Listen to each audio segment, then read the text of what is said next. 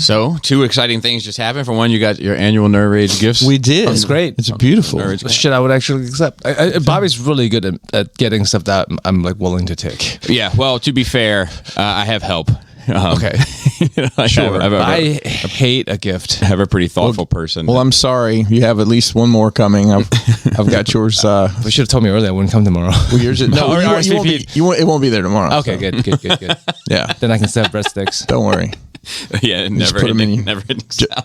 Joe's going to have on a freakishly large amount of clothes to put breadsticks. I do think that if you ever have Olive Garden cater an event, you should be able to dial them back to drop off more salad and more breadsticks. Yes. That would be fucked up. I think that's fair. Yes, it's like a it's an expectation, really, isn't it? At the end of the day. But listen, at this point, I'm just calling it the OG.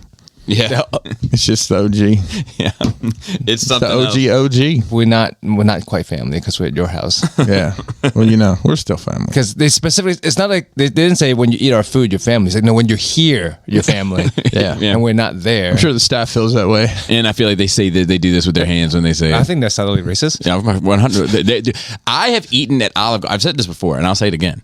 I have eaten at Olive Garden and gone to the bathroom. And while going to the bathroom, I've heard them play the Godfather theme while going to the bathroom. No doubt. That's not okay.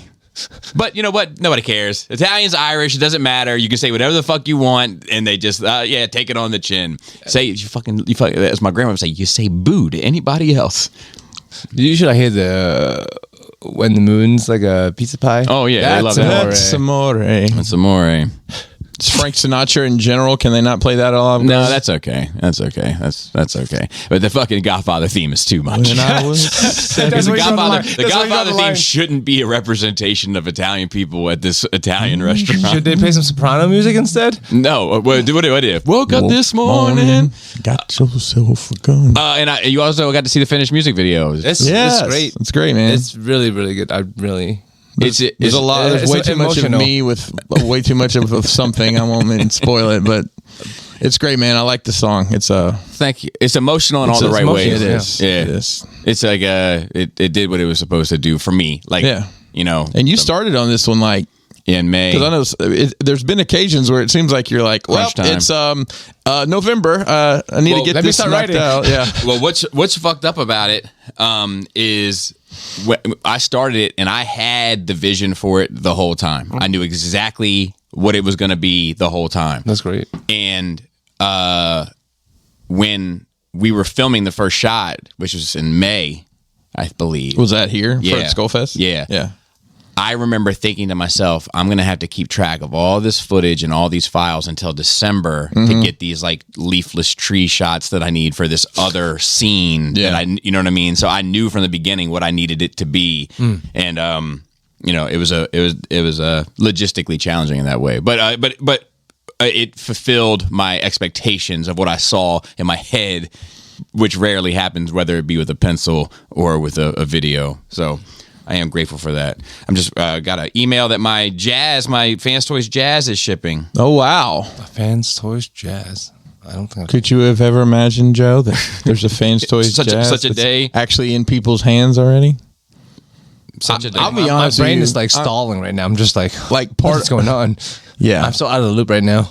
They still haven't finished any of their combiners though. And his name is Jive. I'm not sure how I feel about that. Hey, yo, just letting you know. Yo, really? Just letting you know.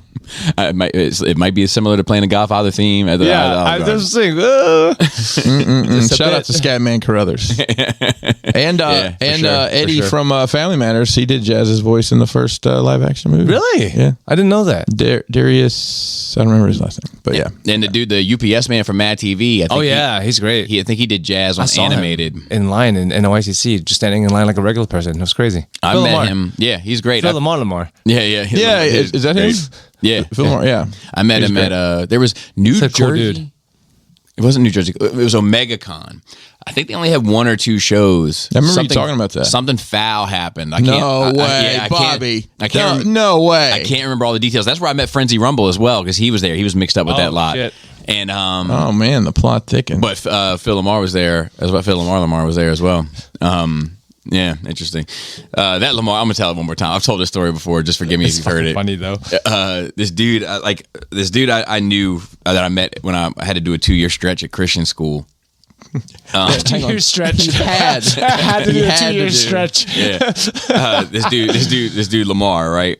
He was a black dude, but he was from he's from the other side of the tracks, the opposite way. So he came from a pretty privileged community. Clarence' parents have a real good marriage. Correct. Okay. And a beautiful house, and and he was funny, and he never tried to be a street guy or anything like that. He wasn't fake or anything. He was cool as fuck, but he wasn't from the other side of the tracks. So I ended up bringing him around my friends one day that were from the other side of the tracks, and this dude, these two brothers that lived in Copperstone, and I happened to bump into them, and I was like, it was Fuji. They were all nicknames, right? It was Fuji and Mike. And I was like, Fuji, Mike, Lamar, Fuji, Mike. Just a quick introduction. And Fuji said, "What's up?" Fuji's a little bit more mature, cool. Mike said, "What's up?" And then Lamar looked at Mike, he just nodded his head to him and went, Mike. And then he took his fist and beat his chest once, like took his right fist and hit his left chest and went, Lamar. Oh, that's great. That's like something out of like a Judd Apatow movie or something, man. That's great. He's a funny dude. And then they stabbed him. Asked me. Yeah. I was talking about that this weekend actually because stabbing we mentioned that, I always think about stabbing people, but we're talking about like we bring people up from our past that we remember from like fucking 20, 30 years ago. Yeah. For one fucking thing they did as a child. Right. I wonder where they are now. First of all, like, and second of all, do they realize and do we realize that people are probably saying the same shit about us 30 years ago? Remember that fucking Asian kid? I wonder what they're saying about me. Yeah, that one thing, right? Remember that one fucking satanic guy we had in school? Yeah. You know, like they will remember things wrong or whatever it is. Yeah. Lamar. Like someone's still mentioning your name right now, probably. Lamar. If they're not, you're boring. You're that motherfucker to somebody. Yeah. We're all. It says, don't worry. That tall motherfucker. Somebody's jacking off to you right now, and then somebody's saying that motherfucker about you right now At the same time. I'm like going. Same guy. Ooh. I'm like going over my head of people that probably have a few words to say. But I know Lamar ended up moving to LA. He like does like marketing and stuff. He's all jacked and shit. Like but there was no like if you knew his family, if you knew like the pedigree, there was like no way that dude wasn't going to be successful. If it was his own goddamn fault. Yeah, because he had everything. He had everything given to him. And I mean that in a living way. Like his parents, did a great job and gave him plenty of opportunities. He had a real great marriage. Yeah, a real great marriage. So Chris, you got your coffee first. Joe, how was your nerd week? Dude, big time traveler, man. Went to Vegas for 4 or 5 days. That's the correct answer because you never really know how long you're there, right? Because it's traveling time, right? Like we left Friday at like ass early. Like I don't know, took off at 7. Where'd you fly out of? Dulles, the only way to fly. Yeah, I mean I was set up with BWR, but never fucking Washington, never fucking Reagan. But yeah, left at like 7 a.m. Got there at 1. It immediately went before we even fucking checked in because check-in is at 4. Went to a fucking buffet. Yes, which at the Bellagio. But met some friends from Twitch. Well, one of them is basically our friend. We see her regularly. Well, relatively regularly.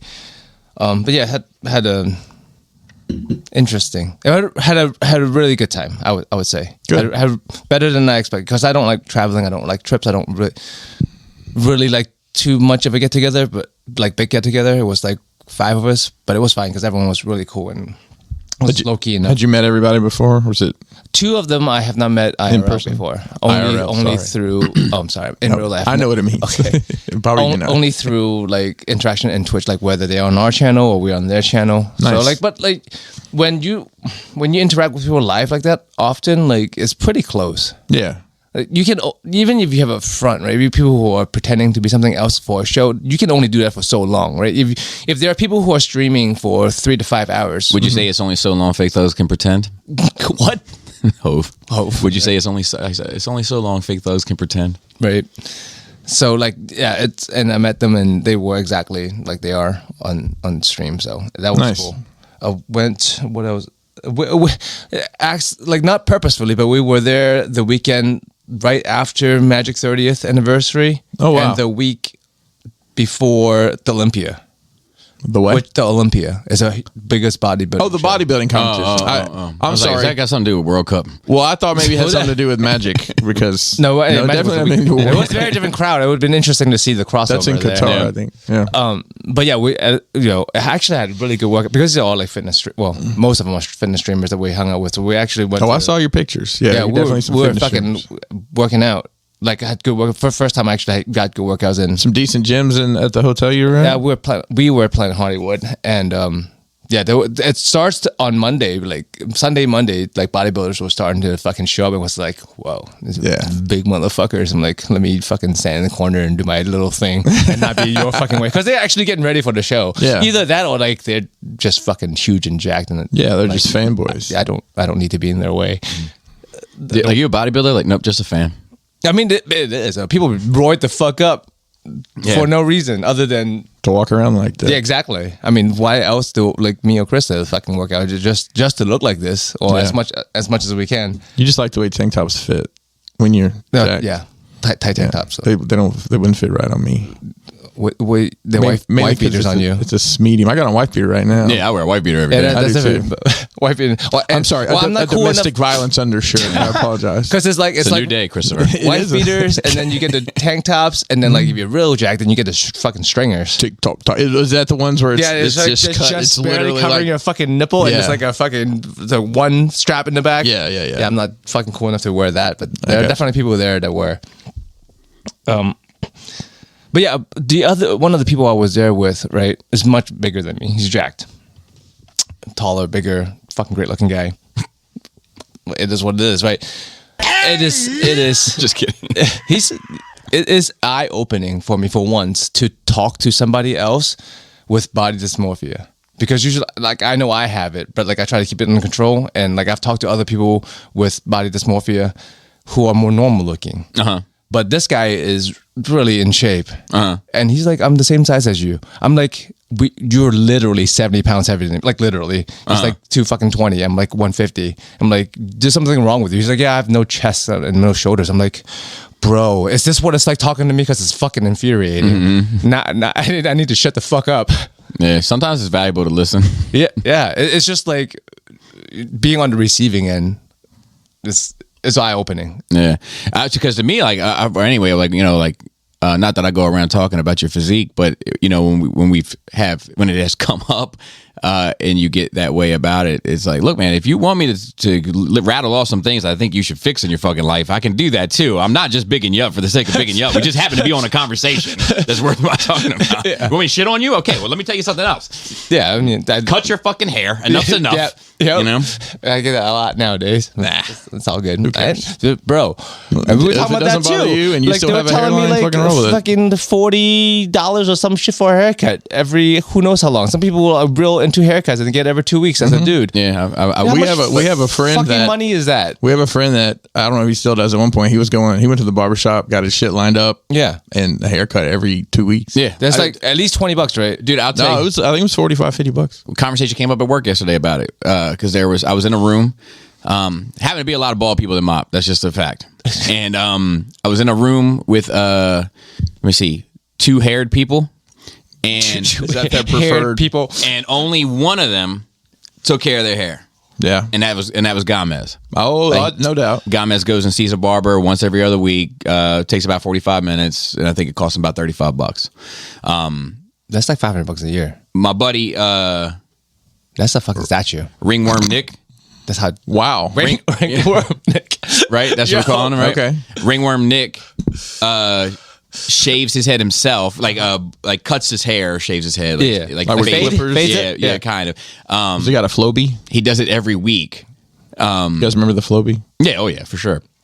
But I'm like, man, this is what the fuck is problem with you fucking haired people is you don't appreciate people. You don't appreciate what you have. I much appreciate my hair. I'm really glad to have it. I put it up when I go out. I mean, there's people when I'm on stream. There's people that like have their head shaved that pay somebody to do it for them every week. Yeah, but that's a different reason though. Unless they have hair. Right. But I'm just saying, like, look, my barber works odd hours and is very cheap. like he was at 6 o'clock this morning. He was at my house in my shower. It was weird. right. Shaving my head. My barber doesn't always have the best attitude when he's doing it. No, he doesn't. He doesn't. Sometimes my barber really he gaps it up real bad. I have to go back and fix it myself the next day. Yeah, but it's true. Yeah. Just fucking one dude told me with the sports clips. I was like, if you don't get up and get out of this fucking I'm not talking to you for the rest of the day. Bro, they give you a massage. Yeah, I bet. They got that gun. I want you to go sit down and think about it. They fucking do the shaving and rub your neck a little bit. Yeah. God shouldn't. People talking about letting women cut their hair. I was like, oh, dude, I'm For real? Yeah, I was like, You never had a woman cut your hair? Fuck no. Were they gonna vote next? I'm kidding.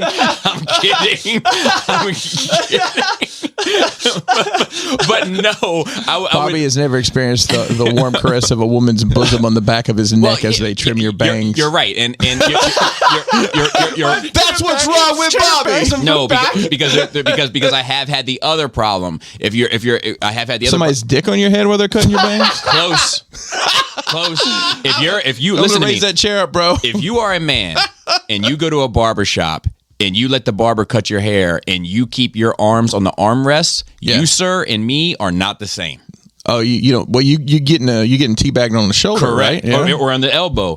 So you got to tuck the arms in. That's just like the unwritten rule. But there's something the about cape over you, and then you fucking cross your arms. Yeah. Or just keep them down in your lap, just like you start jerking off. It's fine. Like it's first grade of school. For your school picture, for your class picture. Yeah. But like, my thing is like the barbershop for me growing up, I went to the same spot until I didn't make sense for me to go anymore. Do you remember the last time you went? Like, well, so it was, buddy. No, because it was. I mean, I remember the last time I went, but it was. What do you call it? Like a matter of circumstance. Like after that is when I saw the picture of my head, and then it just things just took a turn. And then, but the fucking barbershop is like it's like a sanctuary. It's a sacred place, you know, and it's like.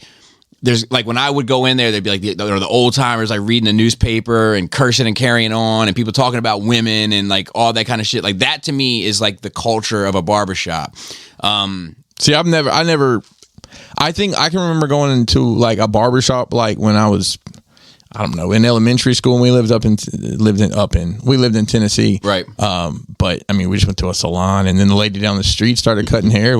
She cut our hair. Yeah. No, hell no. Like it was like you know, it was part of the fun of going to the barbershop was like hearing Never had fun. Hearing these like the old guys like just talk a whole bunch of shit and like, you know, like how's your wife? Oh, that fucking bitch. Like, you know, like it was just like, but it was I've seen the movies, Bob. Yeah, but it was like that. Like that was always very real for me, you know. I never had that experience. Yeah, it would talk about fishing. It would be, you know, or whatever. Like, you know, I don't know. Something about a trampoline and a hose. I don't know. I don't know if we ever covered that, but probably not. But anyway, yeah. Yeah, I went to like fucking hair cuttery. And then I did go to barbershop. Yeah, enough. But then with military school, military school, we had a guy we called Skip, and like because he would fucking skip your hair as he's fucking cutting it, because he was some kind of alcoholic. I think he was like in the Navy. He was a haircut in the Navy, but he's obviously fucking old and washed up. He writes in, he's like early onset Parkinson's. Thanks. Yeah, right. I'm sure he died. I'm pretty sure he died. Really? Yeah. We found out he died a while ago. Yeah. He had like fucking old timey tattoos and shit, but like fucking shake and dude. My barber had old time like they like the mom or type. Yeah, exactly. She did. They got in the Navy, but he didn't fucking skip your fucking hair when he cuts it. But he's the only guy you go to unless you have the luxury of like leaving on the weekends and go to So like everybody that was had 4 gapped years. up hair. It was free, huh? Everybody had gapped up hair. Is that what you're saying? Yeah, not everybody. Like I said, some people have the luxury of like going out on the weekends if you have the privilege. And I see you. You went and saw Skip this weekend. Exactly. Yeah, well, we say, oh, you got skipped. That's great. After you get it done, you know what's funny? I can't, and I'm forgive me if it comes across ignorant. I don't mean it to. God bless the dead, by the way. God bless the dead, dude, for sure. I can rattle them off, but like, I grew up in a very diverse neighborhood. I knew very diverse people my entire life. But it's funny, as diverse as my neighborhood was, the barbershops were segregated as a motherfucker. Yeah. As a motherfucker. Like the barbershop that I went to was in a very diverse area, but there was nothing but white barbers in there. Like like white bar, and then like nothing but white people that went there, and then like the all the black kids in my neighborhood went to this other barbershop, and there was no fucking white people. All the barbers in there were black guys, and you know what I mean, like no women though, mind you. Where the Asian fucking, people go? No Asian people. Not diverse. I'm trying to think. I don't think we had any. They Asian leave people. town to go to the Korean barbers. What happens? Yeah, But they were all in Ellicott City anyway. Exactly, exactly. But it makes sense though, because like it's really different. The hair of different races is really different. You don't. You don't learn. Yeah, You have to specifically learn to cut a specific fucking hair. Yeah. Because like my friends were saying, they're like, man, there's people in the makeup industry, like professional makeup industry, who doesn't know how to do black people makeup, and I think they're just fucked up. I'm like, I don't know, man. I think if that you're just surrounded by not black people and trained by not black people, you know. You know what I do think is fucked up? What? Sometimes it'll be a makeup line, right? And they'll have like the albino rhino, Yes. down to Wesley Snipes. You know what I mean? Yes. And they have the range, yeah. the range. And when some of the pigments are more expensive than the others, Yes. to me that seems fucked up. To me, whatever it is, they should split the difference and spread it across and all. make it Like, even everywhere. Yeah, I fucking agree. And also, like, depends on the line. Tones don't match like Asian people or black people properly. Yeah. There's like people who's like, oh, they're brown, and just fucking put brown in there. Yeah, I remember going up. I was hanging out with my buddy Griggs. Is a good dude. I'd love to have him out one day. But I was hanging out with him. He ended up cutting his finger. We ran into CVS to like pick up Band-Aids, and he was like looking for a Band-Aid, and like there was like the more like white tone. Yeah, Band-Aids. oh yeah, and the nude. And yeah, he picked them up, and he was like, "Ain't this a bitch?" I just pointed to it because it said or normal. Yeah. That's fucked up. At least they make clear ones now. Yeah. Anyway, Fucking great. I found out my what is it? My limit of hanging out with people, my social energy per se. Yeah. My anti-social. on this trip? and then running off. Yes, and the fact that it didn't really run out. I've talked about it on the way home with Krista. I think it is not just the amount of people, is that each person takes a certain amount of energy. Right there, I could be surrounded by a group of people that took really low energy. I'll be fine, or be surrounded by 3 people that takes a lot of energy, and I'm like fucking done. I think makes that's sense. what it is. Because there were 5 people was a large group for me, but by the end of the weekend, I'm like, I didn't run out of gas socially, and I'm like, oh, these people are really low maintenance for me, and I'm like, okay, that's the kind of people I need to keep in my life. Yeah, which is funny. Which is the same with you guys. Like I can hang out with you guys for hours, obviously. Looking at the stories and shit, it looked like it was high energy shit. You know what I mean? Yeah, legs on I think walls there's a number of things that I don't quite understand about all that with you, but I'll let it ride for now because I mean, I don't even want to get into it, but like it was one of the best trips I've ever had. That's fantastic. That's good, man. High, but also the lowest low. I won't get into it. It's not the time or place, but like it's getting to the point where I'm not even talking to Krista about this shit. Was it related to the trip or something? It's just life in general. I'm just fucking done with it. Huh. I mean, I'll talk to you about it afterwards, but that's interesting to hear. But yeah, time flies. That 4.5 days. We're like Dude, bloody you too. You know what I mean? What? Flies. You're flying out to Las Vegas. Yeah. Yes. Both of you guys are flying. Time. And fucking the world is funny, like the Earth spinning and shit. Because going there took like almost 6 hours, but coming back only took 4. And it has I love to that. do with like the fucking rotation of the Earth. I love that. The Except wind. only problem is you always lose time on your vacation. Yes. Yeah. Always. You know, that's what's for East Coast. because we were supposed to have like 5 days. Like I said, we only ended up having 4. Yeah. Yeah. Yeah. But I don't know how that works because like Damn. the Earth is flat, so I'm not sure how one way goes That is differently than the other. Teleportation, That's a man. good point. Come on. That's a good point. I wish. That's the thing about the fucking internet, man. It's fucking great because you'll meet people you never get to fucking meet. Right. You can end up moving Like you, states. motherfucker. You can end up moving states to Right, be yeah. with them, Exactly. right? Yeah. Or like miles to be near them. Yeah. But otherwise, you get to meet this real cool people that you realize you'll fucking almost never see. Right. Which sucks because if you enjoy hanging out with them. Yeah. But like, Discord and Twitch and FaceTime and all that shit makes things better. Fucking dude, networking and knowing people is amazing. And I've always known that and I've seen it in action, but this whole weekend was a lot of that. And I'm like, well, I know I would never have that in my life because I lack that, but I know people who knows a lot of people, which works out for me. Because we went to the Golden Tiki's bar. And like one of the people there knows the owner, so we got no problem. We got got good seats. We had a table magician at one point, which was great. Oh wow.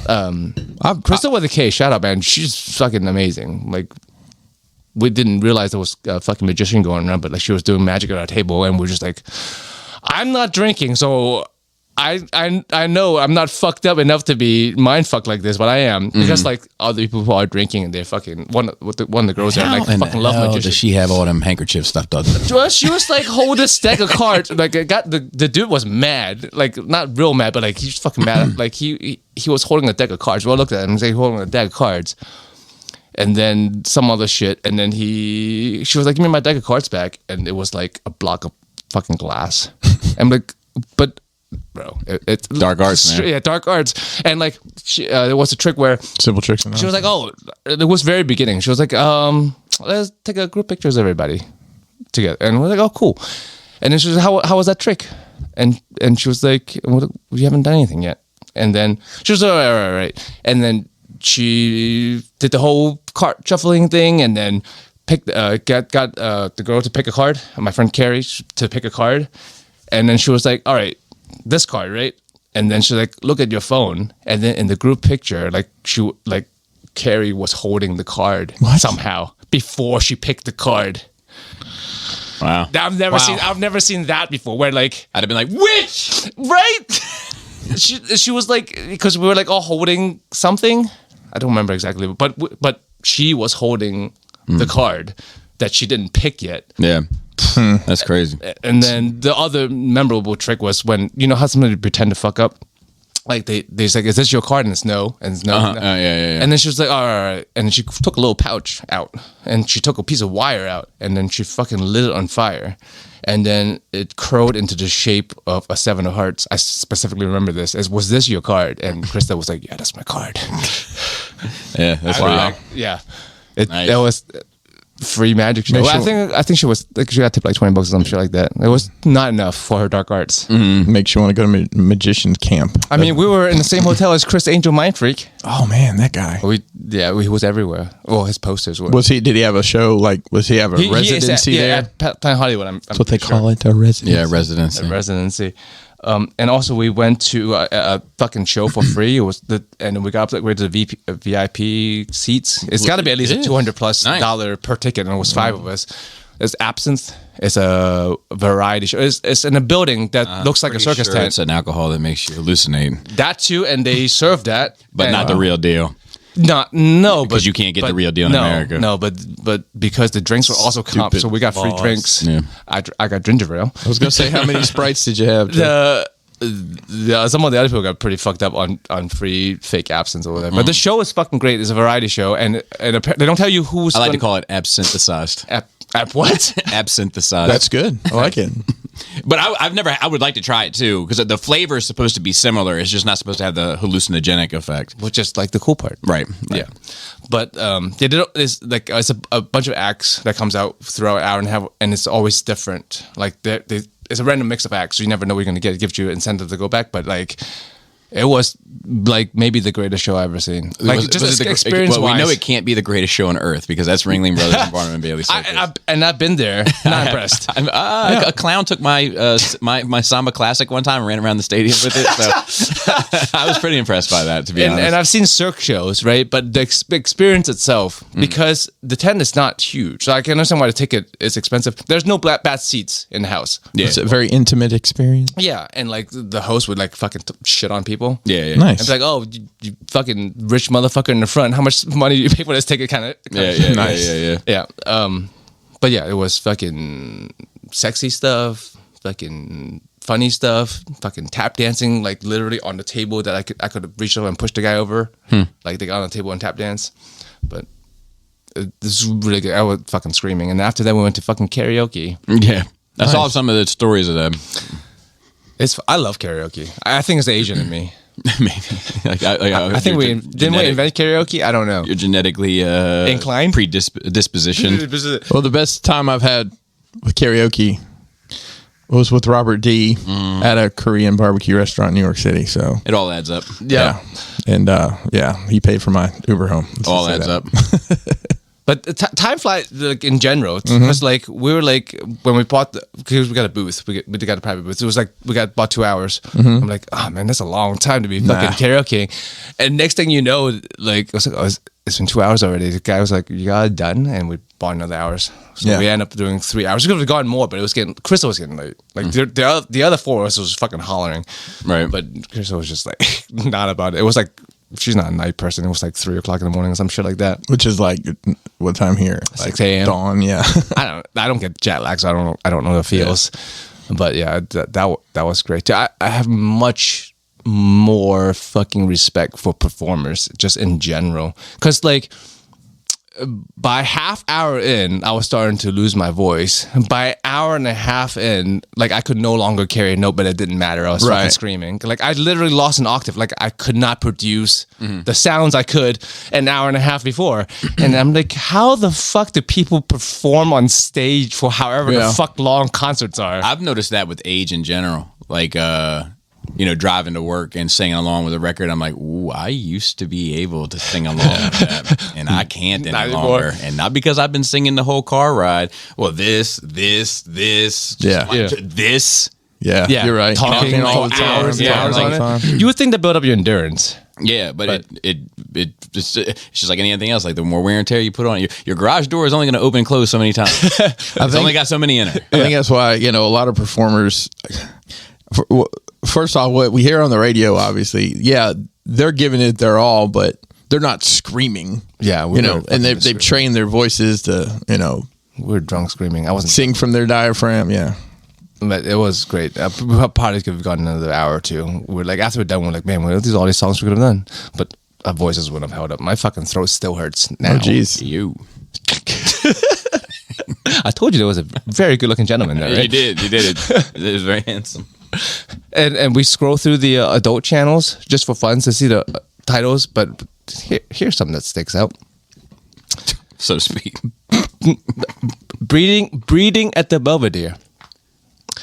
But it's gay porn. Mr. Belvedere, right? Mr. Belvedere. But how does breeding breed? Being a all male porn. I don't understand who came up with the name of that. That's a good question. I don't know. I think they missed an opportunity there. Joe, it's a new day. You never know. And I don't know all the rules. I don't pretend to know. But I don't pretend to know. So I just go with the flow these days. This 10-inch twunk swaps hefty loads. We were like, what the fuck is a twunk? I never heard it. But we decided it's a cross between a twink and a hunk. Okay. What's a twink? It's a slender gay man, I think. Oh, okay. Very, very smooth and you legit didn't know? No, are you pretending? No. I you don't know what twink is? I know cubs. The funny thing about cubs. twink, so cubs are like a gay dudes that are like younger and smaller framed and like because like a bear and a cub. Yeah. That was quality Ain't No Time with Dilf Daddy, so that's kind of like that. Wow. We could not stop hollering at these fucking titles. Funny thing, Kelly has a stuffed animal that is from the Rainbow Bright franchise. It's this white thing with a rainbow hair, and its name is Twink. Oh. So I knocked it off the staircase one day. And it all checks out. I just knocked the Twink down the stairs again, and my daughter turned around and said, "What did you just say? What did you just do?" I'm like, no, it all tracks, I promise. Yeah. Sorry to disrupt your sensibilities. And lastly, yeah, go ahead. Laura, Jano had a substitute teacher, and the substitute teacher felt compelled to tell the class that this individual was non-binary. Like he listed off of a list of things About himself. Fun, which is inappropriate and fucking unnecessary and whatever else. But which in outside of that environment, whatever the fuck you want to do is fine with me. Yeah. But she's rattling this list of adjectives off, and I just hear my wife from the other room go, shut the fuck up.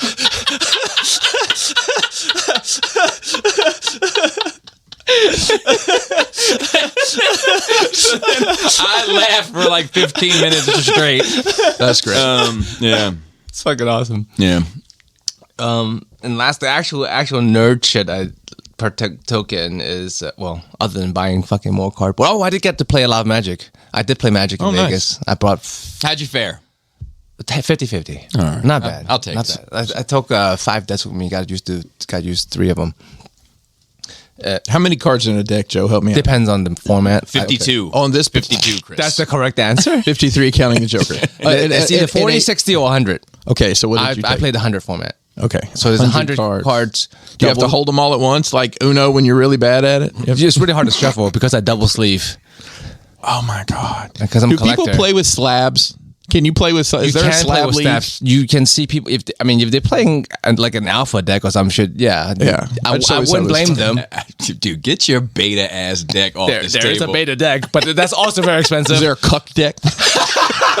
It's alpha, beta, and cuck. It's the cuck dick deck. The twonk deck. Oh, the cuck, the cuck deck just watches other people play. It's a real. Yes, you have to need a bring sideboard? You have to bring another deck with you. You can play the cards; they just have no impact on the actual game. Yeah, it's like you're it's like you're auditing the deck. Yeah, It's like when people talk back at the radio at us when we're talking on here. Yeah, you know. So I'm sorry. Oh my God, we're on one today, guys. you know, we knew a person that knew a person, and I'll keep their names out of this, out of respect. The for name of your mouth? yes, out of respect for them. Yes. But he was into kind of hot wifing, right? Which is different than cucking, because like cucking, you want to be like humiliated. It's like a power thing. It's Okay. like, you sit in the corner, you watch, you fucking piece of shit, whatever, right? But a hot wifing thing is a different thing, because that's like you're letting this happen. You were the one in control, right? And he enjoyed the hot wifing thing, and it is like, and I never talked to him about it, but I heard third party from one of our people we know that it was like for him, it was the ultimate power, like the ultimate like control, and that's where he got his rocks off on it. Like it's like a dom sub thing almost, but it's like not only do I control, what you're wearing and who you're seeing, I'm controlling who you have sex with. It's up to, I get that. It's a. I do too. Yeah, it's a mentality. Like how you look at it. Depends how you look at Yeah, it. Right? yeah. And it is true who's in control. It just Right. seems very complicated on the back end, though. Like emotionally, so to speak. So yeah, I'm very happy. I'm so happy, in fact, that I fucking spent like $150 on cards. Just Nice. And it's not nice. I'm spending way too much money. I spent a lot of money on food this weekend. I just fucking What's the average price of a buffet in Vegas now? 50, I think. Wow, but At least it's all. Are they all plus all tips you and can eat? stuff. I I mean, if it's a buffet, it's all you can eat, bro. That's the definition. Yeah. some You happen to know that the crab legs there are hot. were they And really fresh? hot Yes. crab Were legs? they really? Yep, they were hot at the Wicked Spoon. Yes, they were hot and Oh. they were fresh. Like, when they haven't been frozen, because like when you crack it open, the meat just slides out. Oh yeah, but you got there's a skill to that shit too. Yeah, there is, but it's when they're fresh, it's Hang on. easy. Are you talking Yes. about- They want to not come only out. fresh, but when they're cooked properly. Cooked, yes. Yeah, like that's So, a like- big one. So you guys talking about the twunks or the? the twunk legs. So what was the? How many buffets do you think you ate at? We only had 2 because you only we had wanted 2? to eat at what was that one? There's one at the Caesar that's very famous, but we didn't make a reservation for it. Oh, you have to And- make a reservation, go to a buffet. like at least days in advance, because we tried to make it a reservation for it while we were there 2 days before we Well, that went. Bellagio one's pretty. The Bacchanal, that's what it is. It's Okay. pretty famous. It was good. That's the but one not that- as good as Wicked Spoon. that Bellagio one's the one I ate at. Is there? Did you get any breakfast buffets? I mean, they had breakfast food. We went to Right. Wicked Spoon and during brunch. So there was okay, breakfast okay. up there. We wanted to go to Ace too, but that's off the strip, and we didn't end up going because time. I'm gonna be having brunch very soon, Joseph, and I cannot wait. At, Christmas. We have a brunch on Christmas, like my family. oh, I was going to say, are we going to Waffle House? No, and I'm getting fucked up. Mimosas. You can get fucked at Waffle House. Can Waffle House be brunch? Do they have a brunch?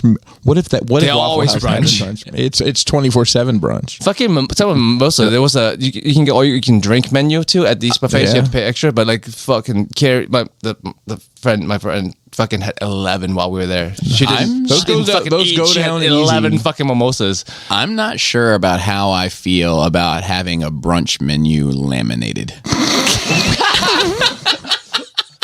Bobby, that's the What's only way. wrong with it? It keeps it clean. That's the only way to get the vomit off.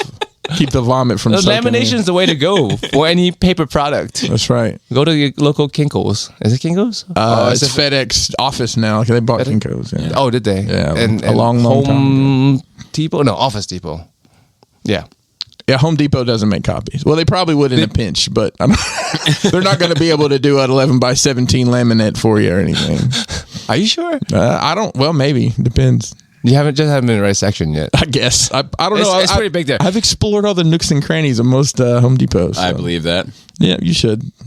Sometimes to find foam is quite the adventure. Yeah, when you actually can fucking find a straight piece of foam or board, it's not fucking warped. I found the hidey hole. It's actually At what age? Hey, the Home Depot. It's the Lowe's in Monocacy has pallets and pallets of foam. Oh yeah, or they did last time I was there. You did mention that. Yeah. You did mention that. And last night we did D&D, but we had to cut short because somebody had to go, and then we ended up watching Barbarian instead. Barbarian. That's great. What's It's a good movie. Is it? It's a horror movie, not what you expect. I mean, it can be a little bit campy, but like I like the story and I like the actors, and I think the acting was good.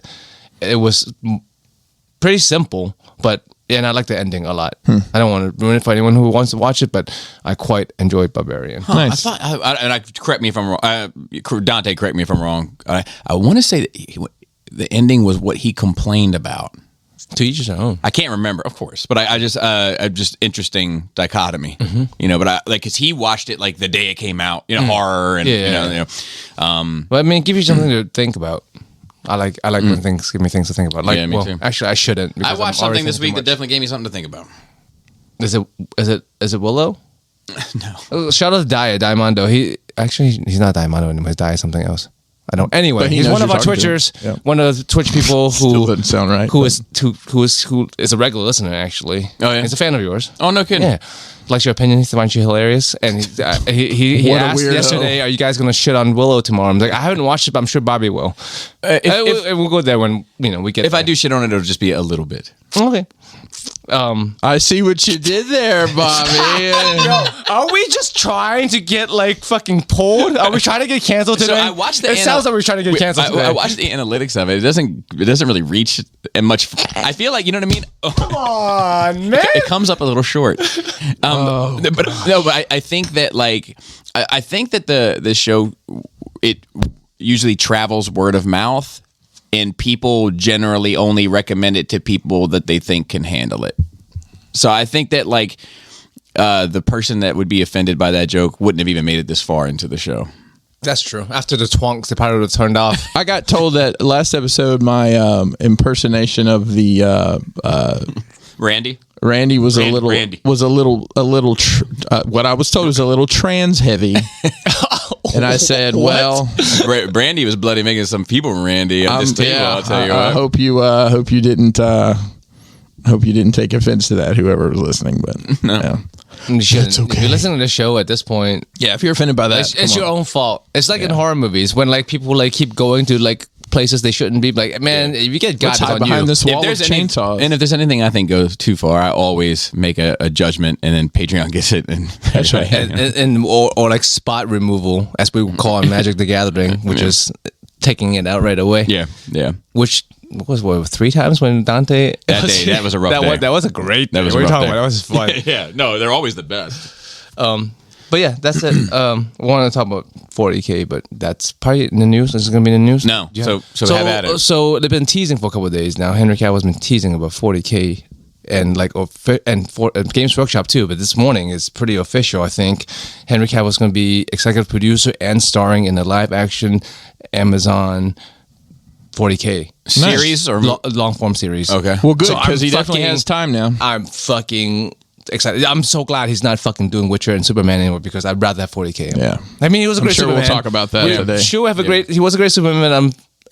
But put that shit aside. We had that. It's 40K time. Well, not only that, And he loves 40K since I was a kid. So Yeah. that's great. Not only that, but I think that like, and we are going to talk about it a bit later, but like, you know, the way that this DC universe is, I really do think I feel like this guy James Gunn has a vision. Yeah, he's gonna reboot it, right? Like, I mean, like, But he's not. That's the problem. I think that it needs a hard, so to speak, reboot. Like, it needs to be like, look, starting here, we're starting over. but he has a plan. It sounds like what Snyder had a plan. yeah, well, so it better work because you got to explain away all these other fucking characters, Multiverse, fuck it.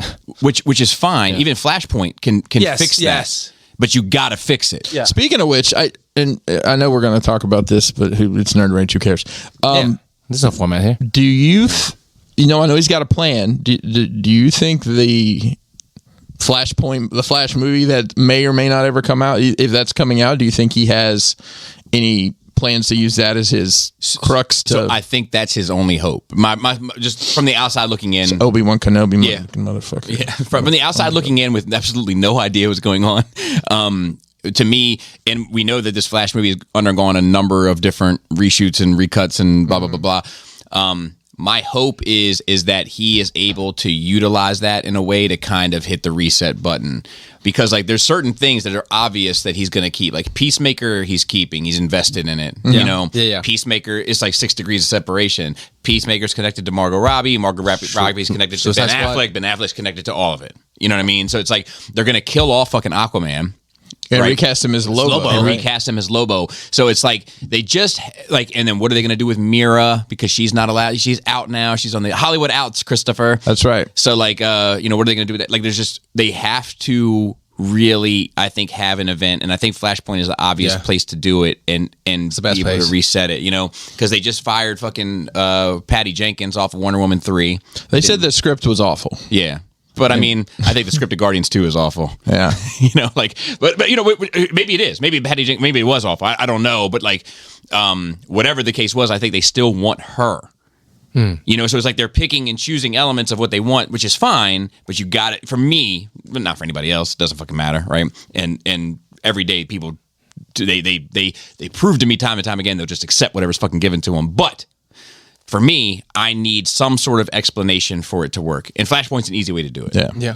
I mean, regardless, it sounds like there's a unified vision, which what like large universes, cinematic universes need. You need at least one guy to like oversee, be like, all right, let's make sure this shit is somewhat fucking cohesive. Yeah. I mean, that's the problem with having one of the problems with the sequel trilogy with Star Wars, you too many fucking cooks, right? Too many different things. You didn't have at least one person overseeing the whole thing to be like, all right, I know we have different directors, but this is the vision, this is the plan.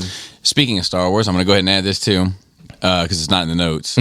But Bestman Bulletin, for those that don't know, I started following them. Yeah, I didn't know about that. Yeah, so they're pretty on it.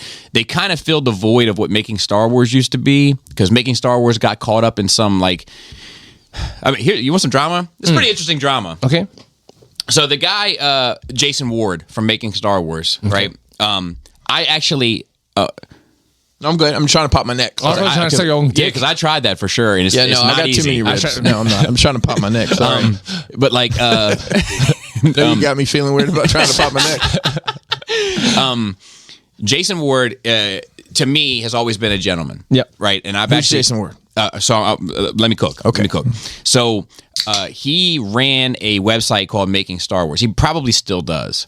Making Star Wars had a podcast called Now This Is Podcasting, which is a fucking incredible name for a Star Wars podcast. Yes, it is. He had some sort of inside information at Lucasfilm. Okay. So he broke tons and tons and tons of spoilers and news and blah, blah, blah, blah, blah. I say that to say this. I was a fan. I subscribed. I DM'd him. He actually shared my how Luke saved the Last Jedi, or how Last Jedi saved Luke, on his website, which is a big ass Star Wars website. Yeah. So like, I have nothing but good interactions with this dude. Now, I say that to say this. He was very, very, very, very, very, I think that's 6 berries, liberal. He's a California dude, kind of all checks out, right? Right. And he made a point to talk about his politics a fair bit, because it was during the Trump era on the show. And it didn't bother me, because I don't really give a shit. Like, if you're not a subject matter expert, like, I'm welcome to hear your opinion, but I don't give a fuck. I'm much more interested in what the Fifth Column has to say. Yeah, it's like right place. I don't. You don't talk about everything everywhere. Correct. But it didn't bother me. but it did bother some people. And they started doing some research and poking around, and they found out that he had some sort of interaction with a girl that his uber social kind of, I hate this term, but the social justice warrior crowd would have found unbecoming of him. Inappropriate. And they exposed that. Okay. And then his entire community basically seemingly turned on him. Okay. And I felt bad because from the outside looking in, I was like, man, like, Some fucking some girl. yeah, I don't even think he was fucking her. I think it was just like a conversation. Okay. But and I don't want to get too much involved Yeah. into that, but then anytime he tweeted, I would go check out his tweets, and like underneath he'd be like, why don't you just hit on underage girls, Jason, or some shit like that. And it's like, man, like, come on. Like, sometimes when your whole kind of community or angle is based on people doing things that you don't think align with a moral compass of right and wrong, you have to be extremely careful, because you've built fans that are constantly looking for that right and wrong. Yep. So they're going to be quick to put you to the same stake that you put others to. Can't wait to cancel you. And I'm not saying that that's exactly what happened with him, but if that isn't what happened with him, it's adjacent to it. It's adjacent to it, if you bloody know what I mean, Christopher. Hey, yo. But anyway, like with the absence of making Star Wars, and it's still around, but it just took a hit. And I wish Jason nothing but the best. He's always been a gentleman to me. With the absence of him, though, came Bespin Bulletin. Okay. And Bespin Bulletin had connects inside Lucasfilm also. And I'm just going to say this. It's a long way to get to this. But they've been on the money since episode 9 times.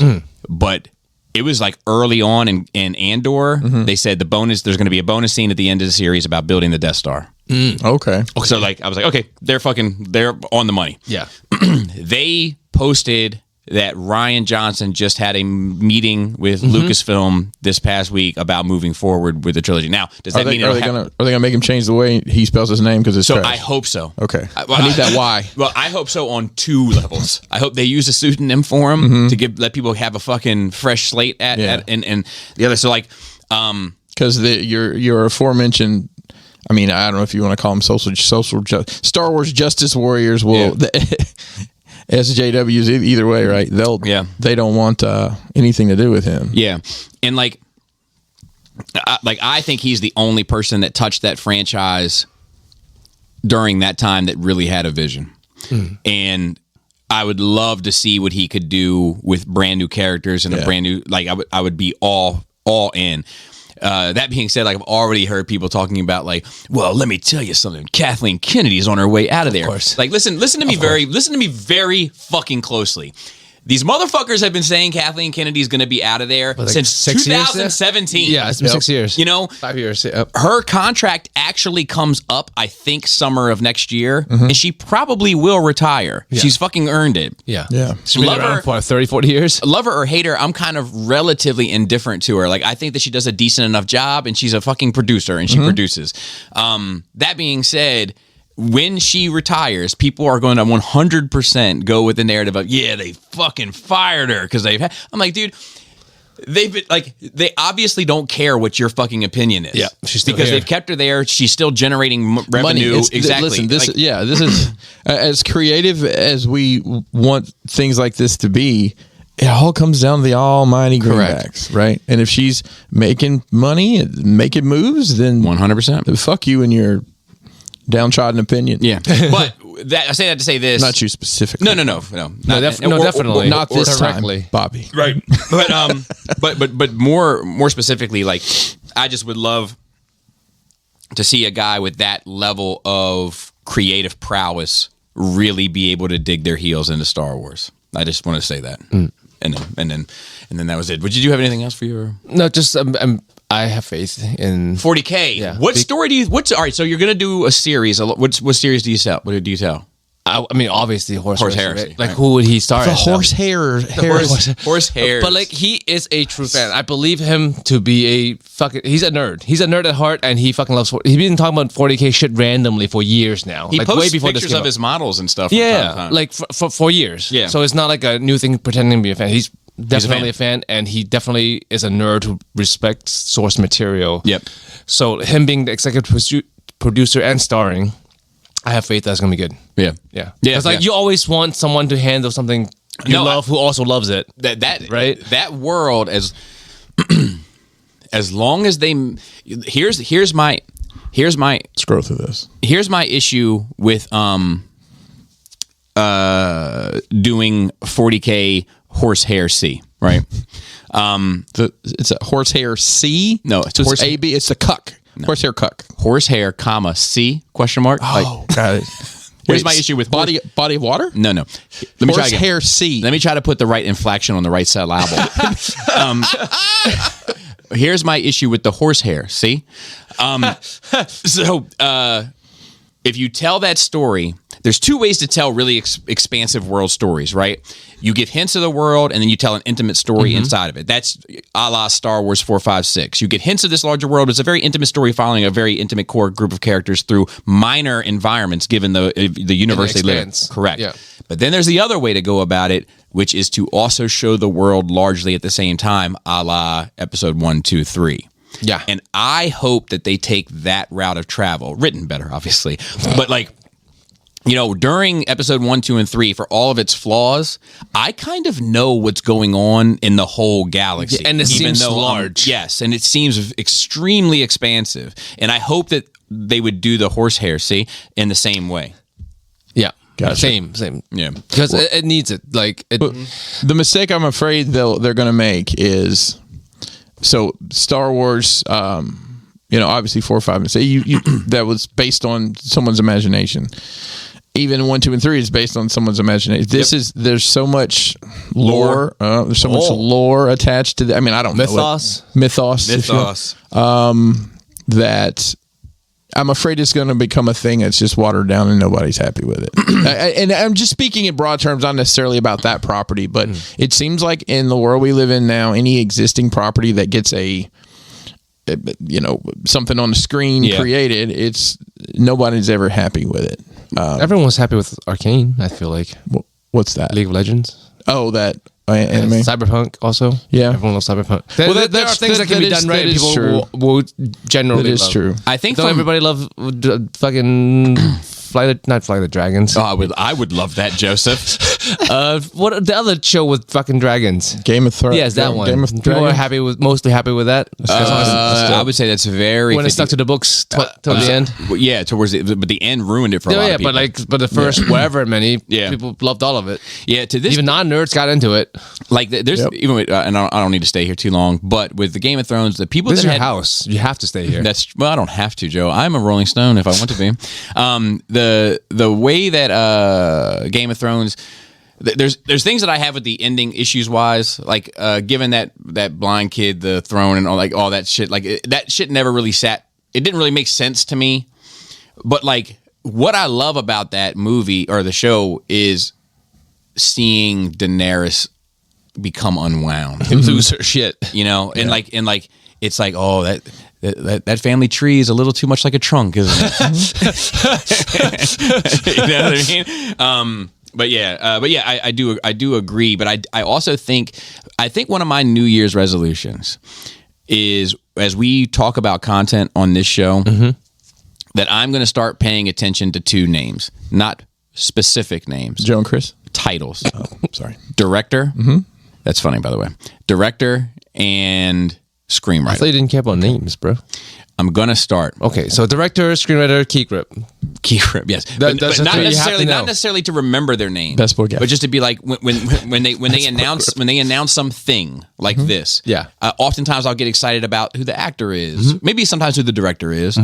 But now I'm going to look at names of screenwriters and directors, and I'm going to look at their fucking IMDb, and I'm going to be like, oh, this is probably going to be horseshit. Yeah. Horseshit, see? Because of these people involved. That's fair. I mean, when it comes down to, regardless of how good of a fucking director or actor you are, or how bad of a director and how good of an actor you are out of the fucking prequel trilogy, the writing will make or break a whole fucking story, because the story is based on what you fucking wrote. I agree. Yeah. So it's important who writes it. I think more than anything else. Yeah. How the story is written, right? Problem number one. How the story is told, that's the director. Problem number two, and then who is telling the story, the actors, problem number three. Yeah. In that order. The other thing you can do with any franchise is tell a story in the world that hasn't been told before. Don't try to tell the story. 40K does it all the time, actually. In like their books and stories and stuff is like random. That's one of the reasons why it seems so expansive, because there's always some fucking random world you never fucking heard of. Yeah. If you list all the worlds I've told stories about, it's in the hundreds, I'm sure. I think there's a lot of Dark Horse Star Wars. Well, I was going to say sometimes that can make that meaningless too. Yeah. Like I can't speak for the 40K stuff. I never read it. Yeah. Adam bought me that one Blood Angel book. I made it like 3 pages in. I was like, enough. But like, it was just too much. Like the blood of his sword dripped with the pain of his enemies as it seared down the hot blade of wisdom. I was like, enough. How many pages have you gone through Coruscant Nights? 3? So to be fair, I've read more Blood Angels than I have. But I say that to say this is that like, there's a ton of Star Wars novels and books that have taken place with characters that you don't know in worlds that you don't know. And sometimes I have had a hard time giving a fuck. Yeah. You know, like... See, that's a fine line, because sometimes we're all like, well, give us something new. But at the same time, we're like, well, we still need a connection. So to me, it's the screen and the page are different. Okay. And sometimes even a comic, I can get more behind a comic because I can see the visuals. I can kind of connect to it more. Yes. But like when it's just a name, a random name. And I got to read a whole paragraph about, what he thinks of the color green. Like, enough. Well, usually there is visuals, because like all the games at 40K have all in different worlds, but they're visual. Like a lot of the visual stuff is all in different worlds, but they're all visual. But or do you rather keep going back to some desert planet over and over again? Well, no. But that's the thing, though, right? It doesn't have to be, you fucking dye your hair blue and fight for every civil right that's ever been known to man. You're fighting for ants' rights. Sweep them off the steps before you walk out of a fucking church. Or you join a fucking right-wing militant group and go play LARP in the woods and go shoot at targets that you'll never see. You know what I mean? It doesn't have to be those two things. Yeah. We can be somewhere in the middle, Agreed. But anyway. But yeah, 40K. So now, Chris, on to Hey, you. let me follow the great Vegas vacation. Yeah. Did you see Chevy Chase while you were out there? Did you go to any casinos where you had to like just guess how many fingers they were holding behind their back? No, but I do like the vibes of casinos, because they're like kind of, you think of them Did as... you get my picture? Which one? With the visor at the slot machine. We couldn't find a visor. No one has visors there. Oh, man. I told Chris about it. She'd be like, up and down if we can get a visor. Next time There's no fucking visor. We'll order one on Amazon before you leave. Yeah. But like, it's because it seems to be a more formal place, right? Where money's made, and everyone's all dressed all nice. Yeah. The pit people, is that what do you call them? Don't know. The pit boss? You got a pit boss, the you people got a dealer? The people who work the there dealers? are very professional. Yeah. Right? Yes. Presenting. In front of you, at least. Yeah. And then you see like people who are dressed to the nines and like sipping on whatever cocktail. And you've got on a tank top, right? And then It's all good. exactly. And from there you can like look 5 feet away and you see like a fucking person who is definitely dead in the soul with no fucking life in their eyes, fucking wailing away at the fucking slot handle wearing fucking pajamas like me. Joe, they're looking Any for minute now. They're looking for the prophet of the faceless. Yes. Any minute now is But, my like, big break. It's very welcoming. Anyone, I never felt like I don't belong. There you go. In any casino, and I think that's a great environment that they somehow was able to capture, because usually those two groups don't mix. I was at a casino when I went to Vegas. This guy bought me and my wife a bunch of drinks. And like, Was he trying to get that hot wifing? I'm pretty sure. He was trying to hot wife you? I'm pretty sure. Like in hindsight, at that age, I didn't give a fuck. I was like, "There's no way that shit's happening." Am I right? Like if anybody would have said, you know what I mean? But like, at looking back on it now, I'm like, why else? Like he kept talking about his wealth and everything else. Like it probably was some sort of proposition. My wife was fucking 21. He was probably. He could have been wanting some twunk. He could have been every bit of 50. Nah. Are you sure? No, definitely not at that. Like a tweet twunk? First of all. All right, Chris, how was your nerd week? I'm done.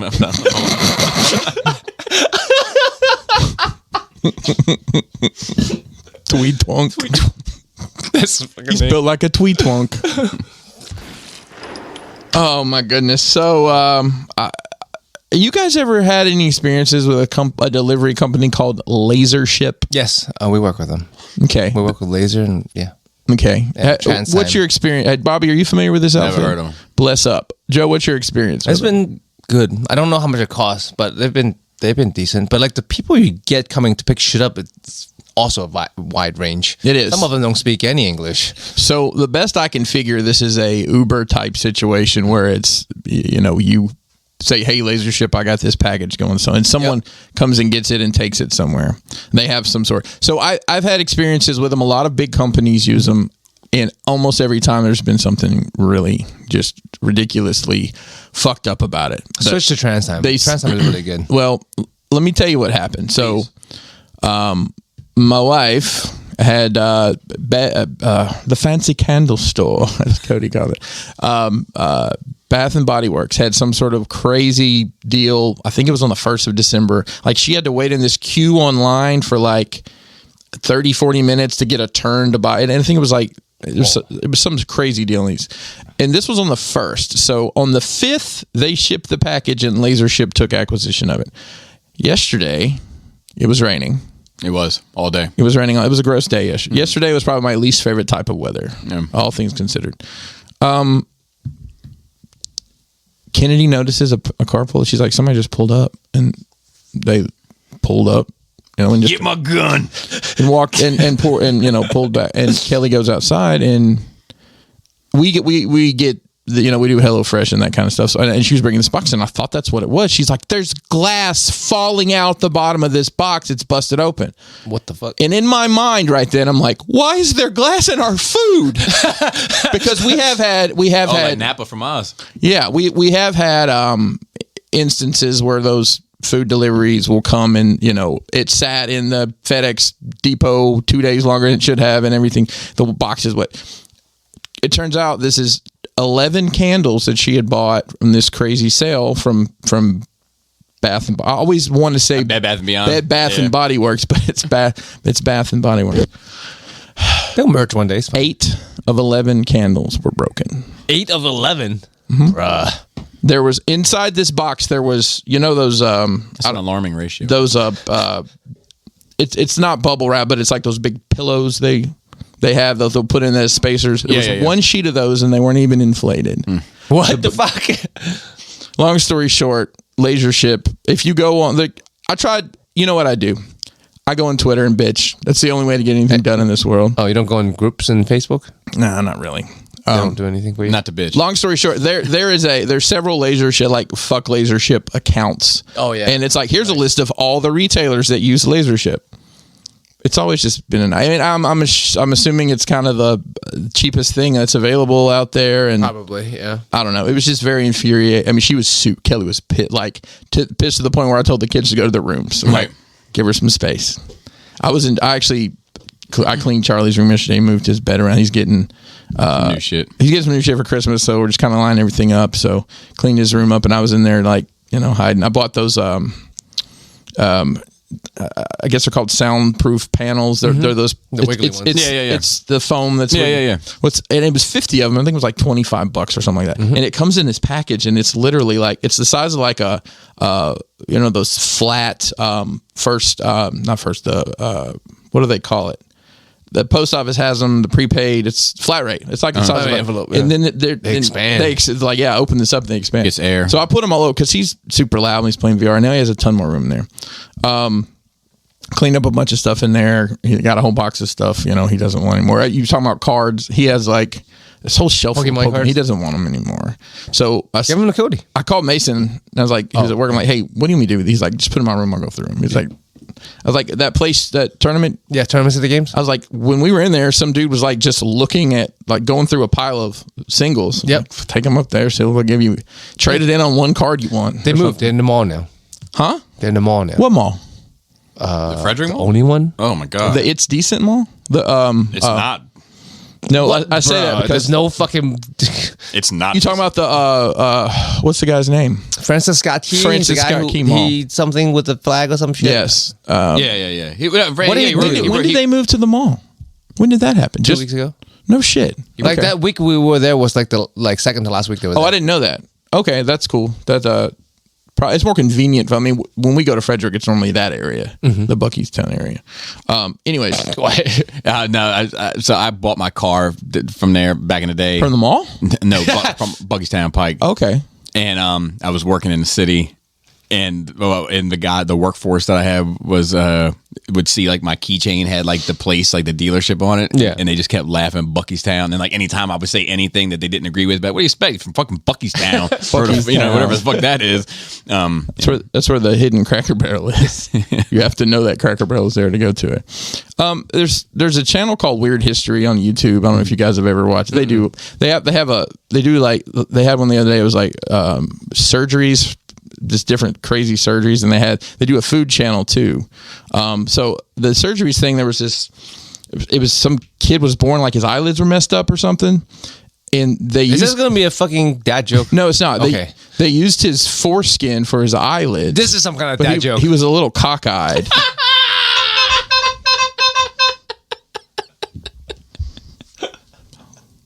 Oh, good to know that if my eyelids ever get fucked up, I have fucking skin replacement. Unlike you fucks. Yeah, I'll just be. You know what? I'd rather be blind and have dick eyes. Hey, don't blink. It's over. Tweet twunk. Tweet twunk. I finished watching The Bad Batch.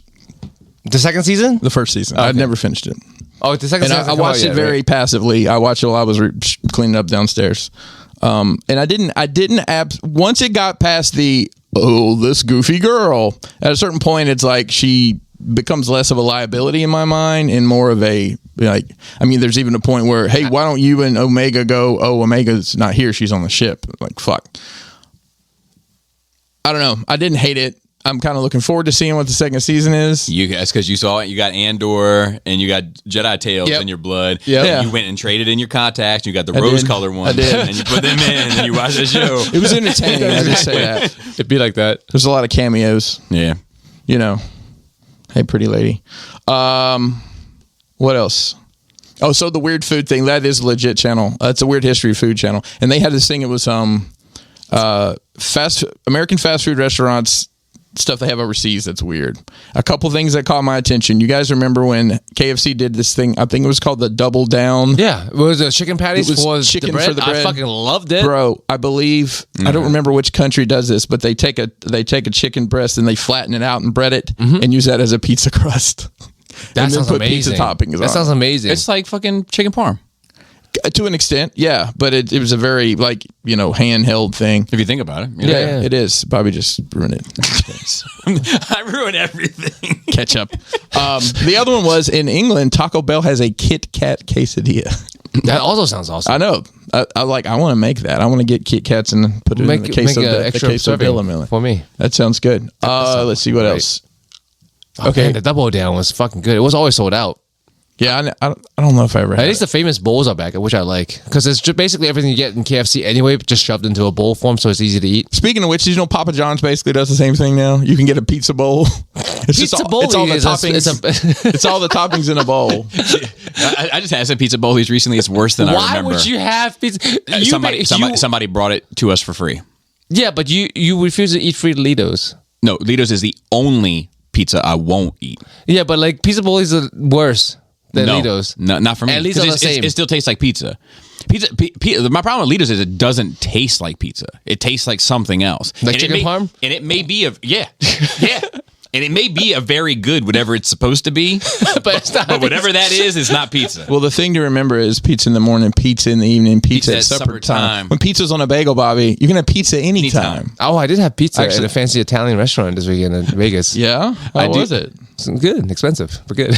I love how Robert says that Transformer, like people that buy chugs, no offense, present company excluded, chug of course, drugs excluded, are people that eat pizza bagels. What's wrong with pizza bagels, bro?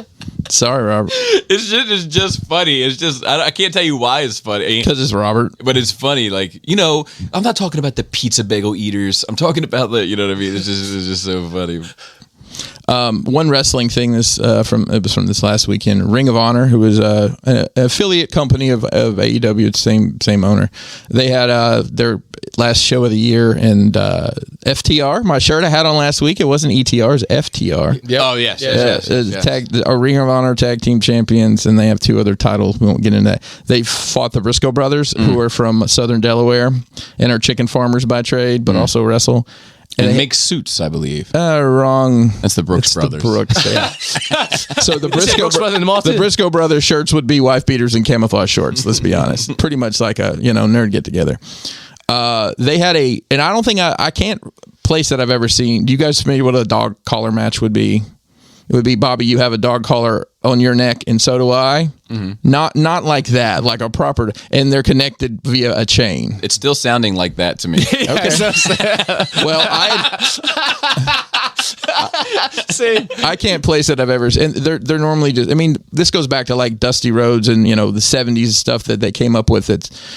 They've had several dog collar matches lately, but I don't think I've ever seen a tag team dog collar match, and it was. Oh my gosh, it was amazing. It's 4 people. Well, they weren't all chained together. It was like that would be more hilarious. It would have been great. A 3-way dog collar match. Ooh, I should try to book that. But anyways, they had it was an absolutely incredible match. I mean, it was a bloodbath too. These guys were bleeding everywhere. I watched it with Jose and several other people that kind of did a stream thing. Nice. Don't tell the pay-per-view company. And let's see what else White Lotus finale. Holy shit. My wife and I, it took us like 3 days to watch it. We kept getting interrupted, and I finally just kidnapped her. I was like, come downstairs, we're going to finish watching this.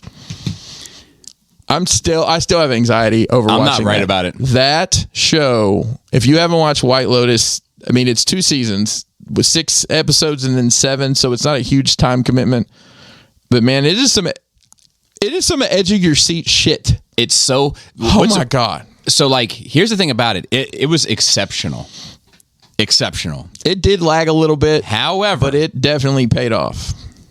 The ending, like, so...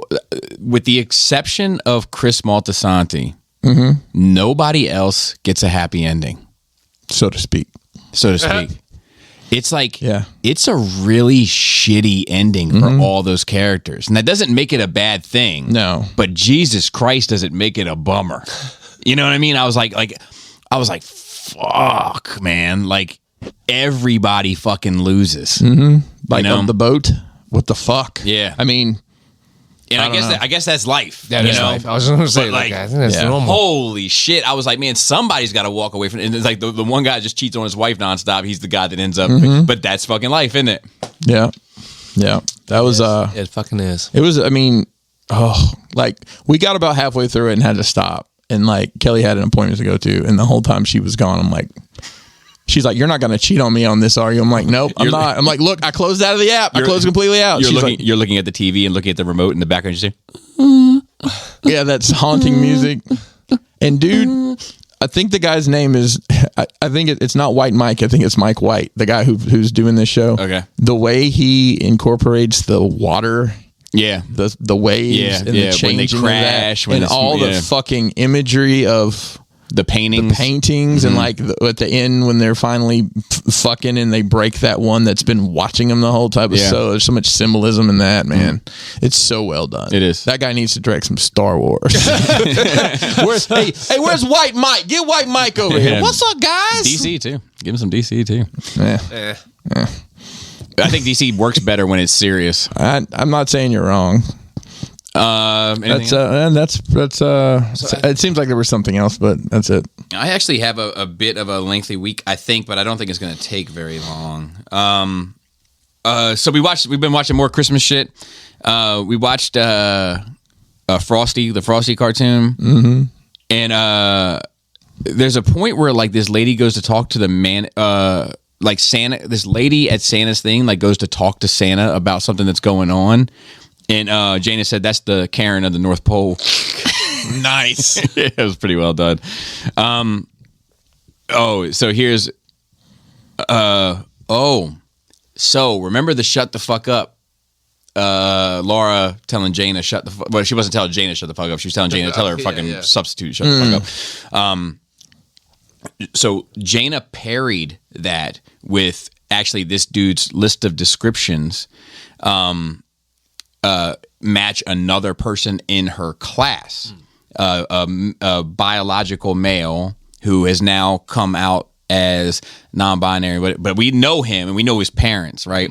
And his dad is like one of those dudes, like like tries to be like cool and gnarly for like the kids, like, you know, like hey guys, you ever heard of a band called Green Day? You know, like you know what I mean? It's he's a bit much. He's a nice guy, but you know, and then so Laura asked, well, how did his family take it? And I was like, oh, probably well. And I did this impression. I was like, that's totally rad, little dude. I mean, a friend.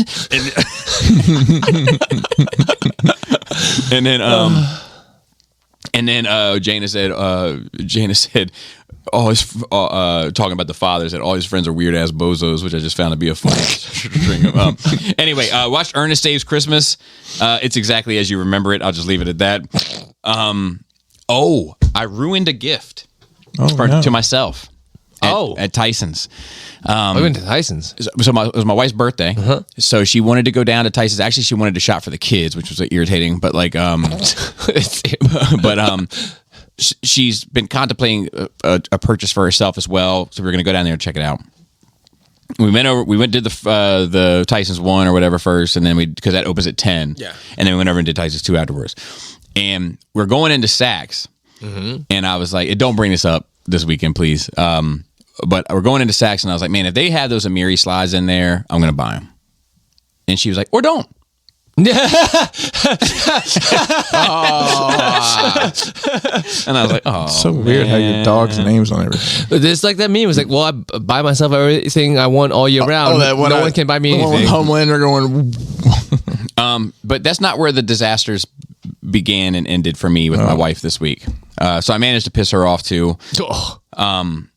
So so it's actually a bit of a sad thing. Like her grandmother since she was born hosted like a cookie baking day at her house, and like all of the women of her family get together and go over there and bake cookies and a bunch of bloody hens clucking away. You know what I mean, Joe?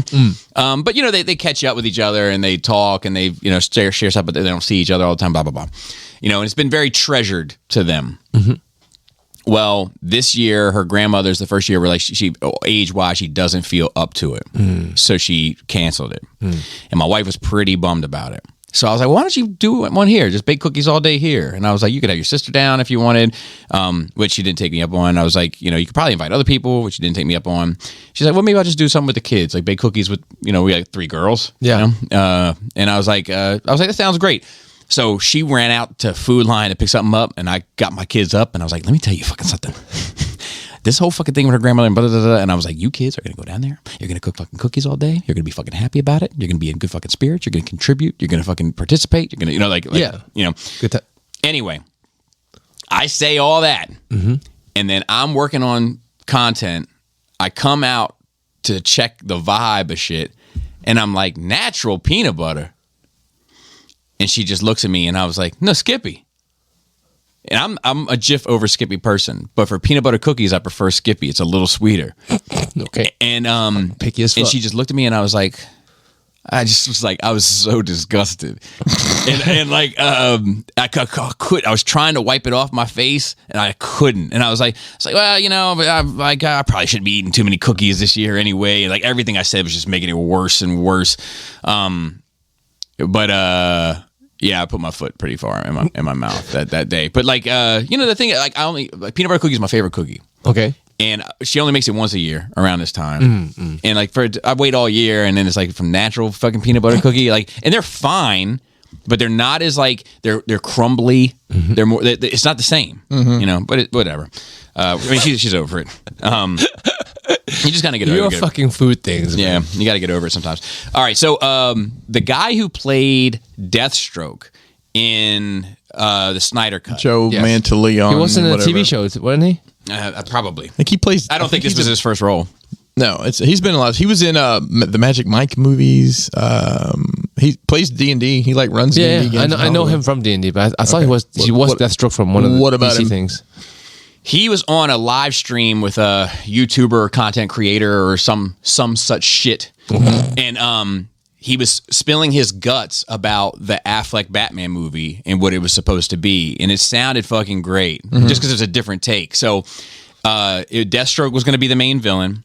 Batman had inadvertently killed Deathstroke's son years ago, and that's why Deathstroke was easily hired by Lex to go after Batman. to go after any of them. Yeah. So Deathstroke was systematically taking Wayne down because Lex knew that it was Wayne, and Lex told him it was Wayne, and he was going to systematically take Wayne down by like fucking up his bank accounts, fucking up his business stuff, like alienating people, killing people that were close to him, like all sorts of shit, and leave Batman like utterly alone by the end of the movie for just like a one-on-one fight between the two. That was like a, experts of martial arts type of. That sounds awesome. Yeah, not only does it sound awesome, I agree, Joe. You know what else it sounds? Different. Yeah. Yes. But anyway, to what It has a lot more intrigue in it than just fucking the regular superhero shit. To what could have been. We watched the Charlie Brown Christmas special. Charlie. Okay. And they were talking about, like, at one point they had the whole thing about like the meaning of Christmas. So like what, you don't know the meaning of Christmas, Charlie Brown?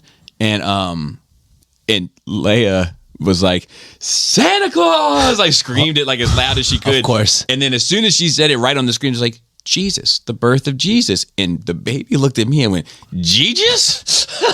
And then she looked over at Laura and she said, Jesus coming to town? Which was great. Has she been taught about Jeebus? So she went to Christian preschool because we can't get her into public school because she's not mentally ridiculous, and you know what I mean. Like that was pretty much the prerequisites. She had to be the hard R. I tried to get Jana in for being halfway mentally ridiculous because she couldn't talk, and they wouldn't even let her in. It wasn't ridiculous enough. Wow. So we it's just facts. So we also watched Emmett Otter Jug Band Christmas special, which I loved as a kid because I loved the River Bottom Nightmare Band, Joseph. I still want figures of them. And it's a musical. Like all they do is these. I don't know if you've ever seen it. These otters, they're Muppet. Jim Henson did it. The whole thing. And ain't no. They're poor as fuck. And they're like one thing we got going for us is there ain't no hole in the wash tub. Like it's just that type of. But the whole. I mean, there's songs all through this whole fucking thing, right? It's a musical for all intents and purposes. That shit was over. The baby starts singing a song, like just another song that was just. Like a pop song. And Selena goes, no more singing. And I looked at her, she was like, them otters, all they do is sing.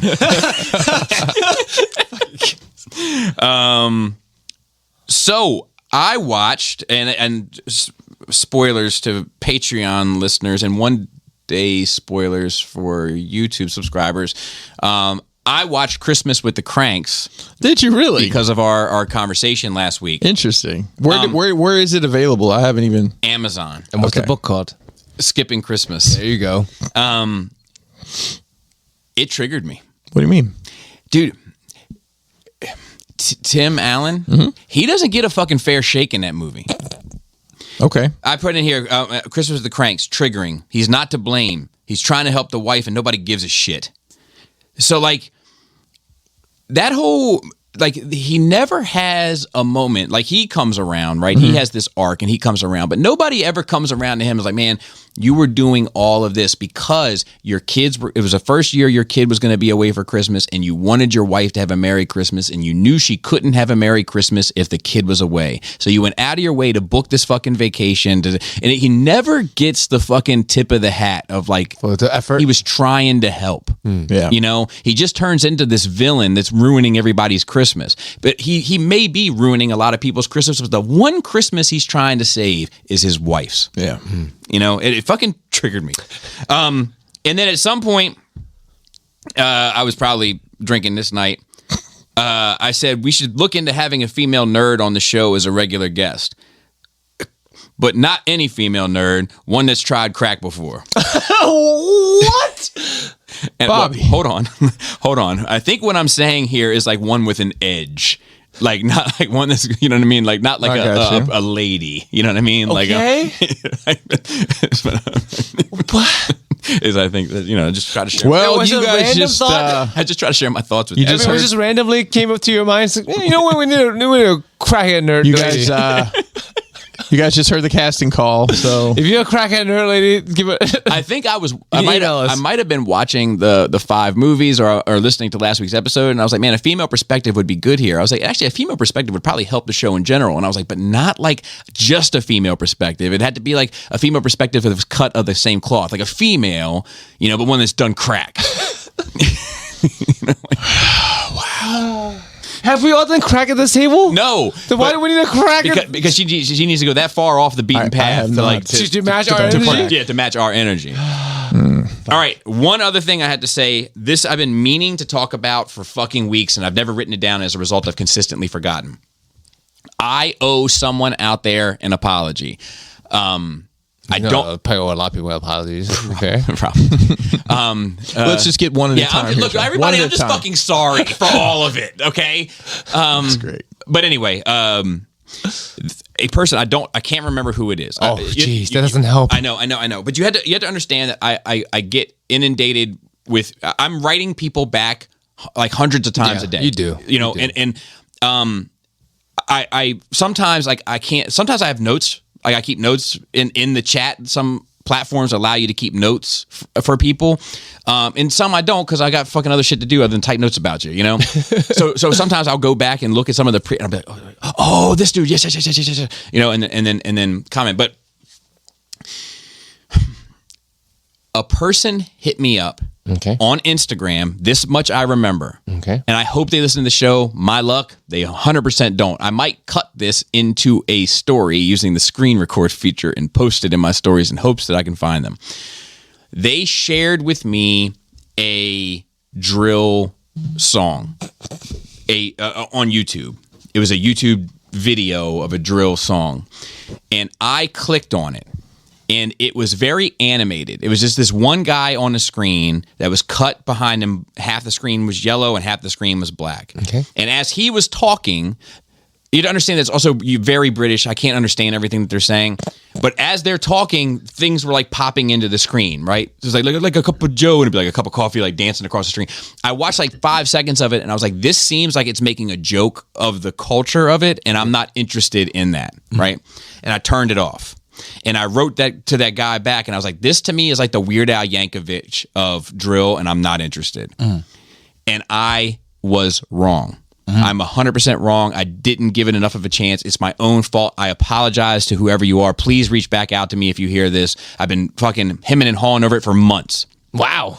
Because it wasn't but 2 or 3 weeks after that I got turned on to this YouTube channel called Daily Duppy, which is this guy that hosts UK drill rappers, and he does all the animations himself over top of it. But it's actually real, sincere shit that he's doing. It's just the optics of it threw me off, and I misjudged it, and I apologize to that. I hope that person is listening. That's all I can say about it. Judged it by its cover. Yeah, and I like my luck. Like he'd never talk to me again, and be like, man, this guy's an asshole, and all. You know what I mean? But like, I'm sorry. I truly am. I sincerely am apologizing. And that's it. So then we have news, and we have a little bit. Let's see. Hold on one second. So first order of business is call me now. There's a documentary coming to HBO Max. Okay. About Miss Cleo. Yes. Oh, I believe it may be out. It may be out. It may come out this week. Miss Cleo. Yeah. Fuck. So, and it's all of like the trailer for it has me. It's like It's the Psychic Friends Network about like what's real and what wasn't. And around the same time, but it was call me now. Yeah, call me now. But it's not Psychic Friends Network. It's some similar shit. Was similar. Yeah, I wasn't sure if she was Same a time part frame. of it or not. And like they had like people on there that were like, look, like, you know, like, was it all fake? Was it all like, yep, like, but did she actually want to help people? Yep. Like, it was just like, and like, they fucked her out of all the money, you know, and all like, it's like, that's intriguing. yeah, it looked great. Yeah, it looked great. I'm anxious to see it. My prediction is it's probably going to be one episode longer than it should be. I hope it's just a movie. Oh, really? Okay. Yeah. If I would rather it be a movie. I have a Mandela effect thing that happened recently too. Sit, ubu, sit. Dit dog. In my head, it was boo boo. But it's probably just because I wasn't paying attention to the words and just heard the, you know, but anyway. The cadence of it. I saw a picture recently of Sit Ubu Sit, and I was like, huh, not how I recall that. That's not how I recorded it either. I thought it was Boo Boo. No, it's It's UBU. Ubu. Yeah. I did. Yeah, because Ubu was like the name of the network, and it was actually named after that dog. Yeah. I had no idea. Yeah. Fuck. Well, that's how I remembered it too. Yeah. 65 and I'll owe you for. This this trailer came out of the movie 65 that's coming. Have you seen a trailer for this at all? I don't know what it is. All right, so let me give you a rundown of it. Looks pretty good. All right. It is in the future, in a world. Kylo Ren is the lead actor, and he is on a spaceship. Okay, I'm in. And the spaceship is having some sort of turmoil. Okay. It crashes on a planet. Him and one child survive the crash. They get out. They're trying to make their way in this foreign land, Joe. It's very dangerous. There's footprints of things that look very monstrous indeed. Okay. As I'm watching it, I'm starting to become very concerned that this is going to be another one of those nondescript creature movies that they've been making movies of recently that I just don't like. No, they've somehow gone back in time, landed on prehistoric Earth, and it's this dude with fucking laser guns fighting dinosaurs for fucking 2 hours. Fucking amazing. It's the same, I saw something about it. It's the same guy who wrote Quiet Place. Yes. Yes. Which is honestly, when you said the story about indescript monsters, that was the first thing that came to mind because they never really even show you them just like a glimpse of it. That movie that was like the monster movie. That was a good movie, but just the monster design itself was just like a little too nondescript for me. Started with a C. Cloverfield. I like Cloverfield, yeah. Yeah, I liked it too. I just don't like the monster. Stranger Things, like that monster because it's kind of nondescript. It's like Flowerfish. Yeah. Just a lot of moving things instead of like iconic, instantly iconic. Anyway. Looks fantastic. Sounds great. Yeah. What's it called? 65. Huh. I have a feeling that's. I have millions years ago. That's probably what it is. Joe. That's when the dinosaurs were around. Yep, you're right about that. Well, so carbon dating says. I'm Asian. So we got another Spider-Verse movie coming. We got a trailer for that. I saw that. Yeah. Animated. Yes. Yeah. Same. Yes. Yeah. Good heartstring stuff in the trailer. It didn't do a lot for me other than that. To be honest, Mason and I watched it. He's obviously a huge Spider-Man fan, and I didn't like the pacing of the trailer with the mom's voice over it. I get it. Yeah. But it really still doesn't tell you anything about what's going, which I'm also okay with. But it shows, like, I don't know, 30 or 40 different spider peoples. And it looks like Spider-Man 2099 is... I saw several funny things where it's like, what did he do to make that man that mad? Yeah. I don't know. I'm looking forward to it. I enjoyed the first one. I enjoyed the first one as well. I'm sure I'll enjoy it. Metro Boomin is doing the music, apparently. Is that right? Mm-hmm. I only know him because they say his name in some songs. Yeah. Like Craig David. Yeah. I just like, I think that those movies I think that the first one, it relies heavy on the Spider-Man. Mm-hmm. And I would like to see a little bit more engagement in a villain in this. Well, that's always what you have problems with Marvel in general. Yeah. Well, they've named the villain for this, and I don't remember it's some very like minuscule, the Hole or something. No, I'm serious. Like the dude can like make not a villain in my book. There's no glory here, guys. There can be. Hold still. Secret Invasion trailer. Did you see this at all? Looks like it's going to be like a spy thing. Yeah. Should be, right? I don't know. I don't know if I've ever viewed Secret Invasion. It sounds like a spy thing. But I mean, it's the Skrulls. Like, but they're infiltrating. They're infiltrating and shit, though. Yes. So there should be like a mystery. Yeah. But to me, like all of the Secret Invasion comics have been like regular comic action. Yeah. Stuff. So, well, it's different. You want something different, right? Yeah, but don't make my thing I already like different. Do some different shit. You know what I mean? That's a great way to put that. Yeah. But we'll see. Seems to be centered around Nick Fury. Which but I think for me, anytime that the Skrulls get involved, it's always important to have that major twist of characters that have been Skrulls for an X amount of time that you're like, fuck, that changes everything. Yeah, it's I was just thinking that not quite a Flashpoint type event, but you could really rearrange some bad storytelling by saying, 100%. Oh, Captain Marvel's been a Skrull this whole time. I mean, the Captain Marvel, Nick Fury made sense at the end when he was a Skrull because he didn't act good. Right. He didn't act right. Right. It's like, why isn't Nick Fury a fucking dude? You need to get A some doof. act right. Yeah. It's because it's not fucking Nick Fury. Makes sense. So I'm gonna watch it. I'm excited for it. Wow. But I'm also a little concerned at the same time, Christopher, you might say. And then the Man of Tomorrow, which is the Superman news that we kind of already discussed. Yeah. My question is, remember there was talk of them doing like a black Superman character? You remember this? Like Steel with Shaq? no, not Steel. Oh man. But just like I've never seen that film. And then it was like it became like a whole like. There's normal shit of like the arguments on both sides. Oh, I remember. Yeah, because they were looking at like Michael B. Jordan to play. Yes. Yeah. Yep. This was a couple years ago. I think. Yep. So I just wonder if that is part of this. I don't know. Supposedly it's going to focus on a lot of his younger life, which I do think is good. Not kid. Don't give me the kid. We have Smallville already. Yeah. No. That's what I mean. Like, give me year one Superman. Year one would be Like directly after Smallville. Yeah. Like moving into Metropolis. I didn't watch Smallville. I just know of it. Which I guess Man of Steel kind of is in many ways. But it was him finding his way as Yeah. So like, but if we're gonna start over, like I think that's a decent enough place to start. And then we have questions. We have a few. We have a few this week. Let's see here. My curating is not on point. Blaster wrote in first. He did. I don't know if I showed you guys yet. He said, "Sup, Ragers, been meaning to send something regarding the talk a couple episodes back about you guys hypothetically quote unquote dubbing an anime. Basically, I immediately went to work thinking of potential ones that you guys could work with, and also enclosed here for your viewing. I like to call it my resume, but I took some footage from Dragon Ball Super. that definitely wouldn't be the one we do.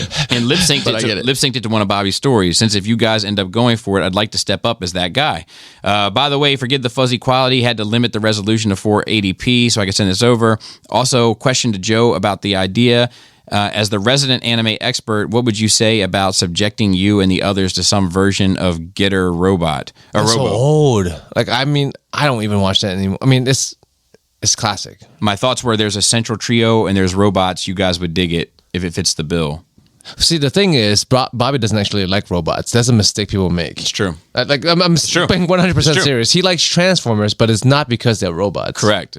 Whereas for the rest of us, maybe me and Pinkerton, we like the robot aspect a lot. Mm-hmm. Yeah. So it actually is kind of cool. Like, how's that? yes. It's going great. And I am.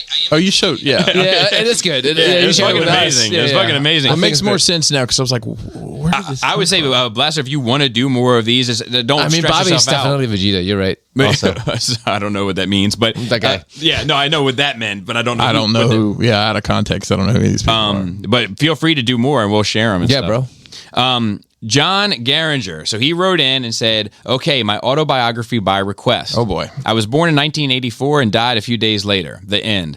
Seriously, though, not sure if I was technically dead, but my mom found me in my crib not breathing and unresponsive and rushed me to the hospital the SIDS. where they were able to revive me. But no, I will not do a full autobiography here. There's just too much to tell. Sex, drugs, guns, booze, many brushes with the law, some close lions that I am comfortable with. Oh, no, some close calls with death, and a few too many mountain lions than I am comfortable with. But the gist, Garinger, remember all this shit? Yeah. The trailer and all that. Yeah. He said, but the gist of my story is my dad was an abusive piece of shit that makes me wish the Punisher was real. Oh, and he was racist. Because of that, I was not exposed to much Michael Jackson. I do remember him saying that as a child, and it was not until the Bobby Boogie Bop episode that I was able to appreciate his music more. Wow. I only met my father a few times from when I was born until I was about 4 or 5, since he was going in between prison and mental institutions. Then the next 10 years or so, while he lived with us, were complete hell until he was arrested for child molestation and sent back to prison for 10 years. The details on that I would not share in public. I have not seen him in almost 25 years, so that's a plus. But I do believe this is why I love collecting and doing videos. It's like redoing the childhood that I kind of missed. Oh, and I'm with Joe. I really want to punch Jared Leto in the face. I hate him. His Joker's unbearable to me. Yes, thank you. And Bro, to go, we just become best friends. To go along with that story. To go along with that story. Punch you in the throat too, bro. To go along with that story, I want to make sure I say to the rest of the Nerd Rage listeners, Happy Holidays! from Happy Nerd holidays. I published a wine and cheese today that's like the story of my mother. From my. You tell the meatloaf story? Yeah, I mean, Oh, nice, nice. I told the food story. Which, Okay. But that book over there is her journal that she kept when I was a kid to include of her beating me when I wasn't even 1 year old yet for discipline issues. But we go through my whole relationship with her just to keep the holiday theme up. Family. Well, it's funny. So originally, this is a little too behind the curtain and probably boring to people, but originally today being Friday the 16th, the Nerd Rage top 5 Christmas movies was supposed to come out, but I had this one, but I didn't have a space for the uncut on Patreon, so I didn't want to put Wine and Cheese with telling my mom's story so close to Christmas. So I moved that up a week and bumped Nerd Rage back a week for that exact issue, so that Nerd Rage more in the Christmas vibe, leads you in, with that. All that shit matters to me and how I lay shit out. But content layout, bro, makes sense. The Rusty Mechanic, he says, accessories, how many is too bloody many? Oh, I'm ready for this. Hey, Bobby, and the rest of the NRR Maniacs. I was on Shoki's podcast recently. Now you made it awkward. You didn't. That's the name of the show. Yep. And we ended up in a lengthy conversation about accessories for figures that I thought would be an interesting conversation topic for you guys. Things discussed were how many is too many? What do you do with the extras? Is having an upgrade kit later, the additional accessory, a good, bad idea / practice? If they can't all fit on the dude, it's too many. I think Mezco puts too much shit in. I've talked about this before. I get anxiety opening the box, and I've talked to several other people. Sanjay this week and I were talking and about a figure, and he said that he agrees with me on that. And he said I quickly opened it and grabbed a couple things I wanted and put the rest, in the box.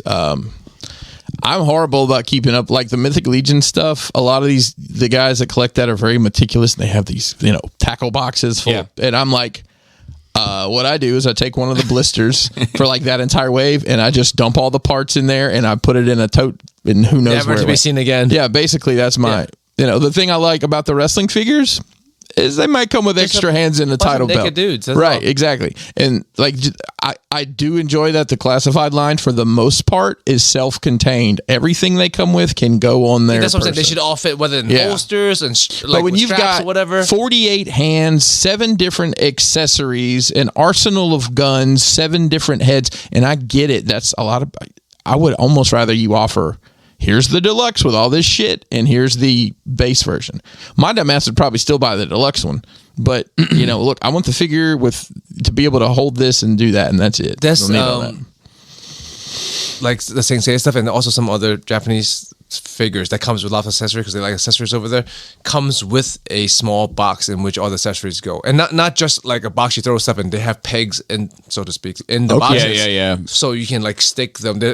I love it when things are in place and plays in this thing. Yeah. Well, I also love you can just have these boxes of contains Figuarts and Figma at times will have the display base be the box to hold the extra accessories. The Voltron is like that. The Voltron is like that. There's one, I think my Falcon or Hawk or Wasp, one of them is like that. Like the Deadpool Hot Toys is like that. It's Deadpool 2 Hot Toys Deadpool. Has like a little display shelf where it makes sense. You put all his accessory on there, like it's right, like part of the display. Wall. Yeah, I will say something that I've enjoyed lately is GI Joes. Recently, they've stopped with the plastic front packaging. So what you get inside is the figure, tied down with these paper ties, basically, and then it comes with like a little foot locker. It's a cardboard box, but that's where all the accessories. Have you not seen this yet? Like, did you get Sergeant Slaughter? I did.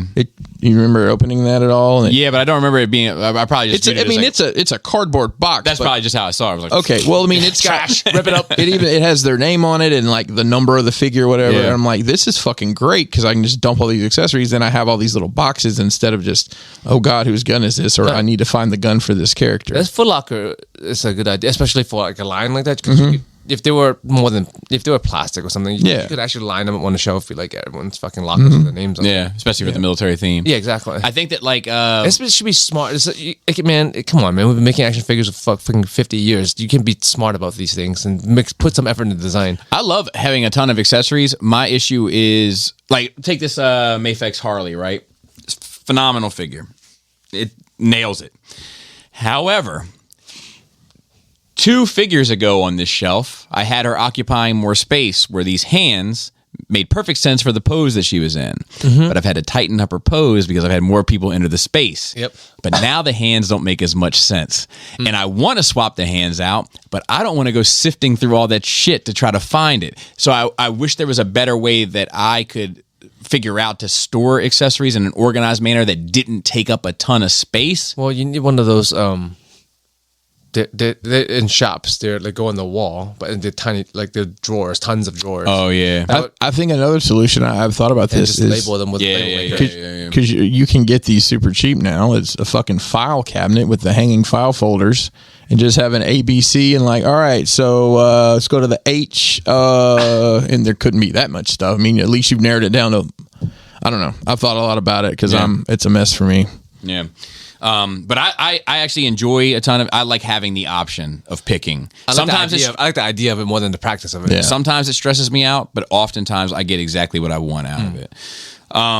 Paul C., with the holidays approaching, even if you don't celebrate them or buy gifts at this time, gift giving is on a lot of people's minds. Do you consider yourself a good gift giver? No. What kinds of gifts do you usually give? Nothing. Do you like to give funny gifts, practical gifts, things that recipient would never buy themselves? Additionally, would you say is your best favorite gift that you've given and the best you've received, and why? To keep things from being awkward, gifts from fellow co-hosts are excluded from this question. Hope you guys are dealing with the holiday stress well. So I don't think I've always been a good gift giver, but I think I've gotten better at it in recent years. I really enjoy giving gifts. Like I really, really, really enjoy it. I don't know if it's just like I've entered that age in my life where it's like, you know, put a gun to your face, it's better to give than receive, in the words of Sticky Fingers, but I enjoy it.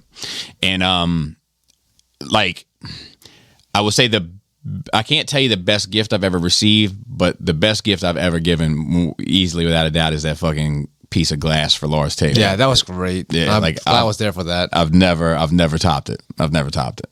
I don't think you can. Yeah. So for the listeners, You peaked. she had this table that was handed down from her grandparents, who like fled fucking Nazi Germany and World War II and all this shit, and they had this table of like all the money that they had acquired from different countries during those routes of travel. And when we moved out and into a townhouse, her father gifted her that table, and before we could even set it up, it was actually Pam, Adam's wife, that broke the table by accident. Like no harm. Just a glass. Just like stepped on it and we were moving shit around. Yeah.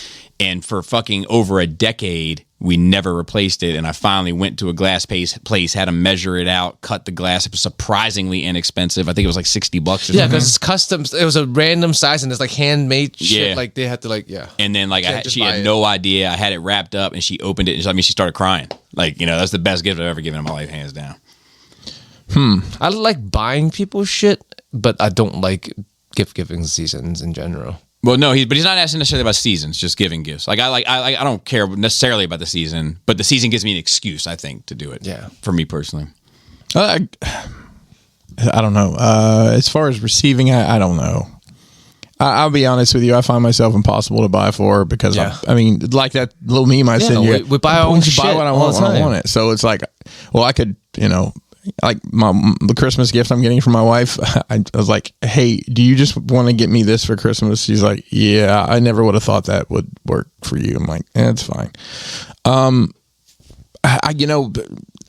put together. That's just going through the motion at that point. It really is, and what's the point? Yeah, I know you're right. What's the point of any of it? But a couple years ago, before they had released any of the proper figures from the Spider-Man Into the Spider-Verse, I worked with 3 or 4 different people and put Mason together a custom figure in a custom box and custom artwork. Tyler did the artwork for me, and I just thought that was really cool. Just, you know, putting all that together, working with different people. I got the soft goods from one guy, and somebody painted the shoes. I got the head sculpt from somebody else, and that's cool. You know, put it all together. I think this is the last year I'm ever gonna give my wife a list, because I do agree it gets into like, what's the point, right?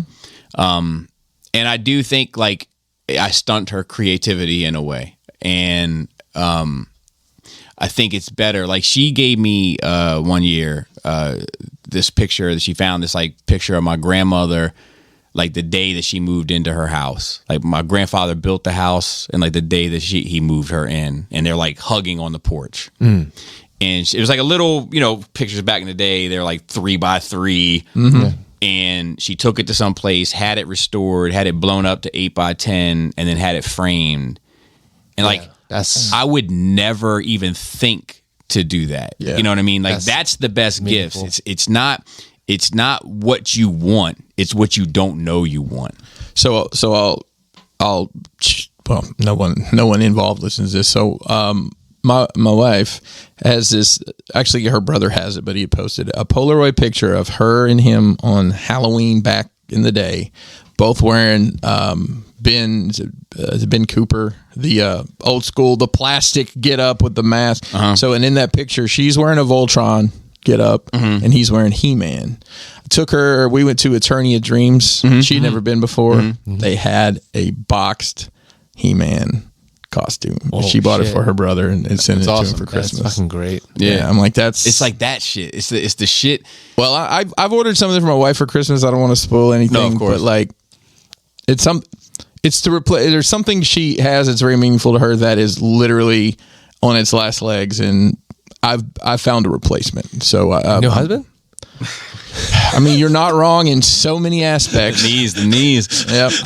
So I'll tell you, this year I got my wife and she knows, because there's that's the problem with this gift, is there was like no way not to keep it a secret. But like, so my wife wears my grandmother's wedding ring and my grandmother's engagement ring. I didn't know that. Yep. And my wife kind of always, like, it's not a straight band. It's like, it's got a design to it. And it locks in like with the right curves and shit to the engagement ring. Yes. And she's always wanted like another one to sit at the bottom of it to like close it in. So I got that for her. It had to be custom made, with stones, on a platinum band, like it, and it was very pricey. Custom jewelry is fucking painfully so, but worth it. But there was no way I could keep it a secret, right? Yeah. I had to take her over there. I had to get the ring size. I had to get her fingers, like, you know what I mean? So like, that's one of those like I know she's gonna cherish this, and I'm getting them all soldered together. So now it's like all one unit. Like, I know she's gonna cherish it, but I do hate that it's like, yeah, good. It all worked out perfectly. Thank you so much. And she is super grateful. You know what I mean? Like, but I don't know. I don't know why I said that, but all right. Mick H. He says email number 2, and I'm not sure we had email number 1, but is there an earlier email from? not that I might be going backwards. Okay. Unless he did one last week and it just happened to be cut. What's the story, we Power Ragers? You will probably read this after the holidays, so happy Christmas and happy New Year. Psych. Nope. Just bloody under the gun. Glad to see the end of 2022, as it was a horrible year for me personally and the family. But I had good news at the end. My father went through successful heart surgery and is doing quite well. Well, God damn it. Congratulations. Joe, The Witch from Mercury is good. Enjoying it, but don't if you would like it. Don't know, I'm guessing, don't know if you would like it. I think I will like it. I mean, I get a lot of recommends. So from people that I trust opinion on animes and robots. So I think I'll enjoy it as long as I don't try to watch it like a Gundam show. So he said very slow paced, but it does focus on the characters a lot, so I may be wrong. Also, I'm doing a lot of deadlifts. Nice. I just did some this morning. I'm going back toward my best personal since before the pandemic. Just wondering, what routines / warm-ups do you do before deadlifting or heavy lifting? You can come to my Twitch There you and go. watch. But I gyrate my hips a lot. I thrust at the camera and twerk some, to be telling you the truth. And I warm up. I warm up the crowd and I warm up myself. There you go. Do you have a subscription to any music streaming platform where Megan Thee Stallion is available? By the way, she's getting fucking drugged through the mud this week. Side note, but just turn that Tory Lane shit. Yeah, he's gonna. Well, whatever. For those that know that dude's gonna walk away innocent. But if for any of my compound movements, I basically I work up to my working weight. So I bench 2 plates. I would start with like 8 to 12 reps of 1 plate. Then if I feel up to it at 165, but usually just 185, then 205. I just do whatever movement you're doing. I do that movement at a much lighter weight and work myself up. So he says, Chris, I am listening to a lot of wrestling podcasts. There's a lot of them to listen to. One I listen to is Dutch Mantel on YouTube. Have you listened? And if so, what are your thoughts? I have not. I'm familiar with Dutch Mantel, probably in ways I can't really explain right now even, but I I have not listened to that one. There's a lot. I mean, it is. Sand to the beach. The wrestling podcast landscape has gotten very crowded. Pretty much any old time wrestler is telling stories. My only familiarity with him telling stories is I mentioned that watching the Tales from the Territories, and he was on the one from the Memphis territory. If it's a good listen, I'll check it out. Yeah, he says I think he's great. Okay. He's an old school guy. He's got a great mind for the business. I'm sure he's got some interesting takes and some interesting stories. Now, he says in his last email he was wrong on MMC giving up on reformatted TM reviews / Sony said in a podcast that he talked to an MMC rep and said they aren't giving up but rather slowing down. I want to put a period at the end of that for just a second. I don't know the other email. I don't think his other email went through. Okay. So I say that to say this. I don't know what the future is for MMC reformatting. Okay. If I see another reformatted figure, I will be surprised. Pause. Rewind. If I see another reformatted It's not a repaint mold, Yeah, I will be surprised. because they love to recolor stuff. Correct. Which is what got me out of. I used to love them. But they were there for what it's worth. Their repaints were always a matter of necessity. Like, it's ironic because What do you mean by necessity? allow me to tell you, the guy who runs MMC can't get me out of here fast enough. Doesn't care for me one bit. Okay. Based on the video that I did, MMC's past, present, and future. Gotcha. I say that to say this: I have more friends connected to MMC than any other third-party company and ever will. And off the top of my head, 4 and a possible. Okay. And it's a decent hand of spades. Yep. And I would never defy their trust. Okay. But I will say that there are a lot of MMC molds where they did not start making a profit until the first repaint. Wow. And it has to do with the factories and shit that they use. Maybe we should say that MMC is a company that makes third-party transformers in a very stylized manner for the most part. Yeah, IDW stylizations Yes. for the Except for Whirl. except for Whirl. Yeah. See, because that thing was that was part of the problem. Is it wasn't the repaints, it was the shoehorning. Yeah, because like if they did this Whirl properly and then repainted something else, I would have been fine. Go for it.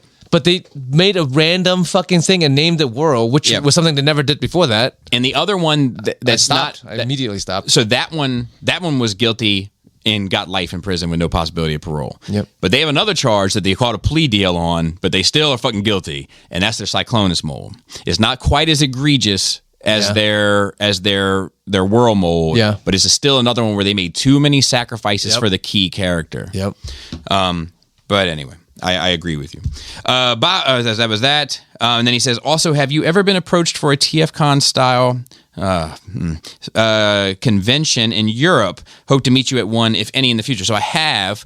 I was approached by one last year, and I tried to make it. It was just I just couldn't pull it off. The problem was they were very generous. They were going to pay for Laura and I's flights. Wow. Yeah, they were going to pay to put us up for the weekend. Oh shit. They were very, very generous. We didn't want to go that whole distance if we couldn't also experience You wanted London to make a vacation and out of make it. a vacation out of it. So we couldn't get the leave from work and we couldn't get the money It was a short runtime to get it done, right? for all of that. So we couldn't make it happen, but we would like to make it happen and have plans on trying to make it happen if we can. He says, anyway, lads, after the shite year in 2022, I just want to say thank you for getting me through and making me laugh, even though I don't get a lot of the rap U.S. culture references you say, but hey, I'm Me learning. either. It's fine. Yeah. Hey, listen, I think I said this, and we're touching so many people, we might get canceled, boys. So, Touching so many lives. yeah, we've got a lot of nice little write-ins, Yeah. like private write-ins recently. I think probably holiday seasons, people reflecting on stuff. I appreciate the listeners, though, man. Yeah, no, I do too. Like, I mean, Absolutely. I mean, we'll still be here even if we have no listeners, but like, it's nice to have listeners yeah, and it's nice to know that a fair amount of them get it. and give a shit. Like, Yeah. you know? So this is from Brian. I don't know. Samurai Brian. And he says, "Here." Is he Asian? I don't believe so. Cultural appropriation. Am Yeah, I right? a Tom little bit. Cruise, bloody A little Tom Cruise on the mic. Long-time listener, first-time caller, as they say. I recently received the Fans Toys Mirage, and while it's a good figure with no real issues, I really didn't feel much about opening him up, posing him, and putting him in my display. This is quite a change from 18 to 24 months ago, and it got me thinking.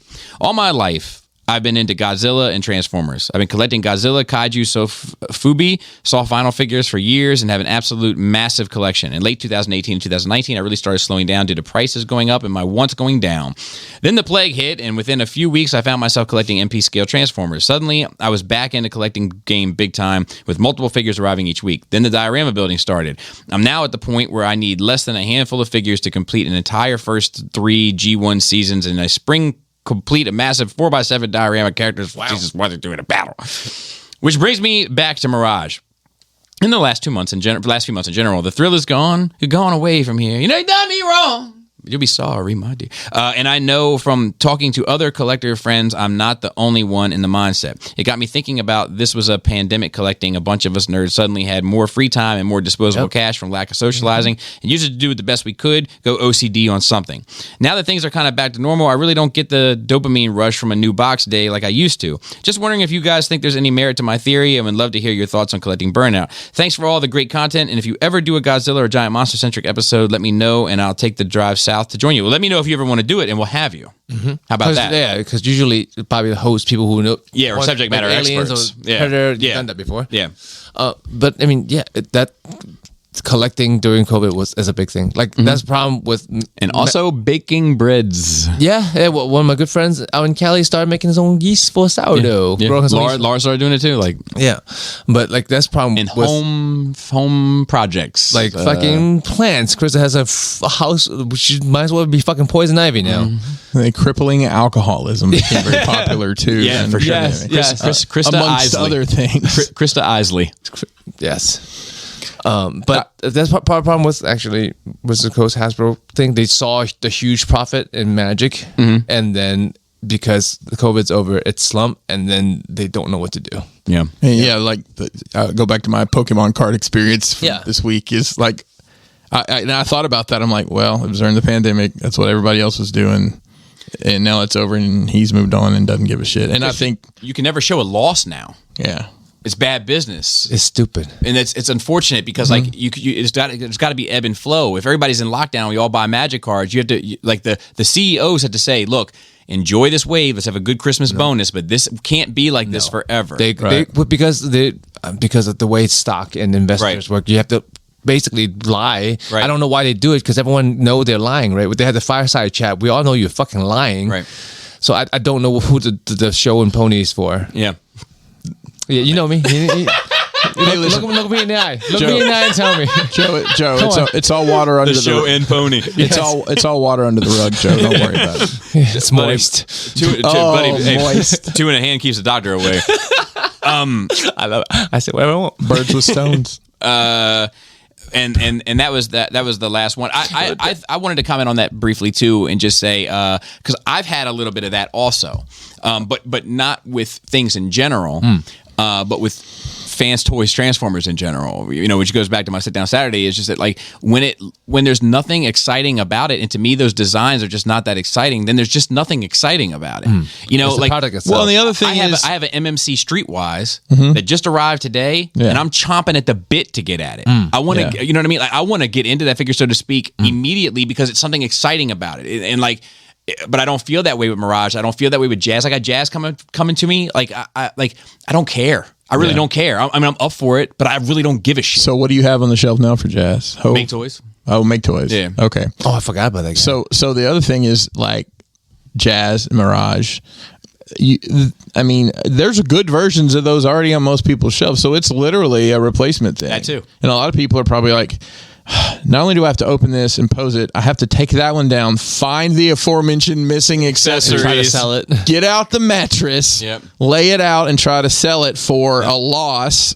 Or just keep Yeah. it at Or a loss. keep it in a hole. So like I've said it once and I'll say it a million times. You can have a beautiful masterpiece Transformers collection with the second best of every character and no one would know. Nope. But true. you would though. It's a problem. Well, It depends if you can put your mind in the. I'm a budget collector. I think with the collecting and etc. hobbies, and always people who didn't have one before and didn't know what to do with themselves, they're usually more social people that were doing things with people. Yeah. Because like for me, nothing changed. Like my buying habit didn't change. My like there was just more rate of stuff things to coming in buy for changed. me.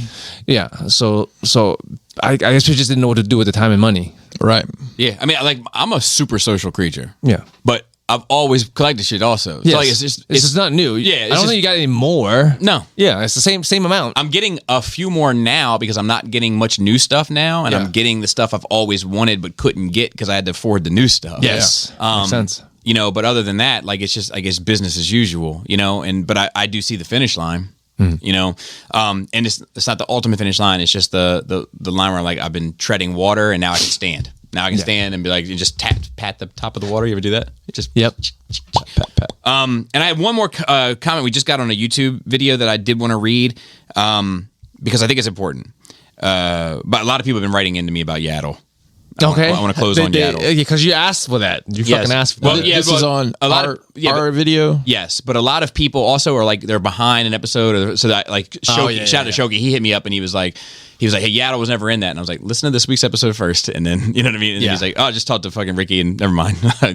But somebody wrote in. This is a Kiyoshi kid, The Asian? Bobby. You are in luck. Love to hear it. My parents recently just gave me all the VHS versions of every Star Wars movie we had in my childhood home, including, and this is the most important part, a combo DVD VHS player. I will Yes. let Joe know Oh my my findings tonight. Combo DVD VHS. Daya Daya. Yeah. is him. Okay, cool. So he's going to let you know tonight. Yeah, you be awesome. sure to let me know. Yes, I will. Look at right. this network we formed, Yeah. boys. I mean, like we have crossovers. It's a Like web. Seth It's also a like web. we have Twitch people coming here, and we've had Nourish people go to Twitch. Yeah. So it's wow. cross promotion, bro. So with that, I want to shout out the rest of the Cool Table. And if you're listening to this, you're part of the Cool Table as well. Let me. Our thoughts are with Brandy. Our thoughts are also with Raul. Yeah. I got to check in with him today. But if you want to send us a bloody question, You can email us at nerdrageradiomail@gmail.com. and then shout out to the rest of Cool Table. Listen to this part of Cool Table too, and shout out to the rest of the Nerd Rage team. We got Ricky Tiki Timber on the videos. We have Dante on Facebook, and we have Marilyn Phil on our notes and on Twitter, and we have Raul on Instagram. And with that, Flappy Labius. Tasty taint. tight dick player.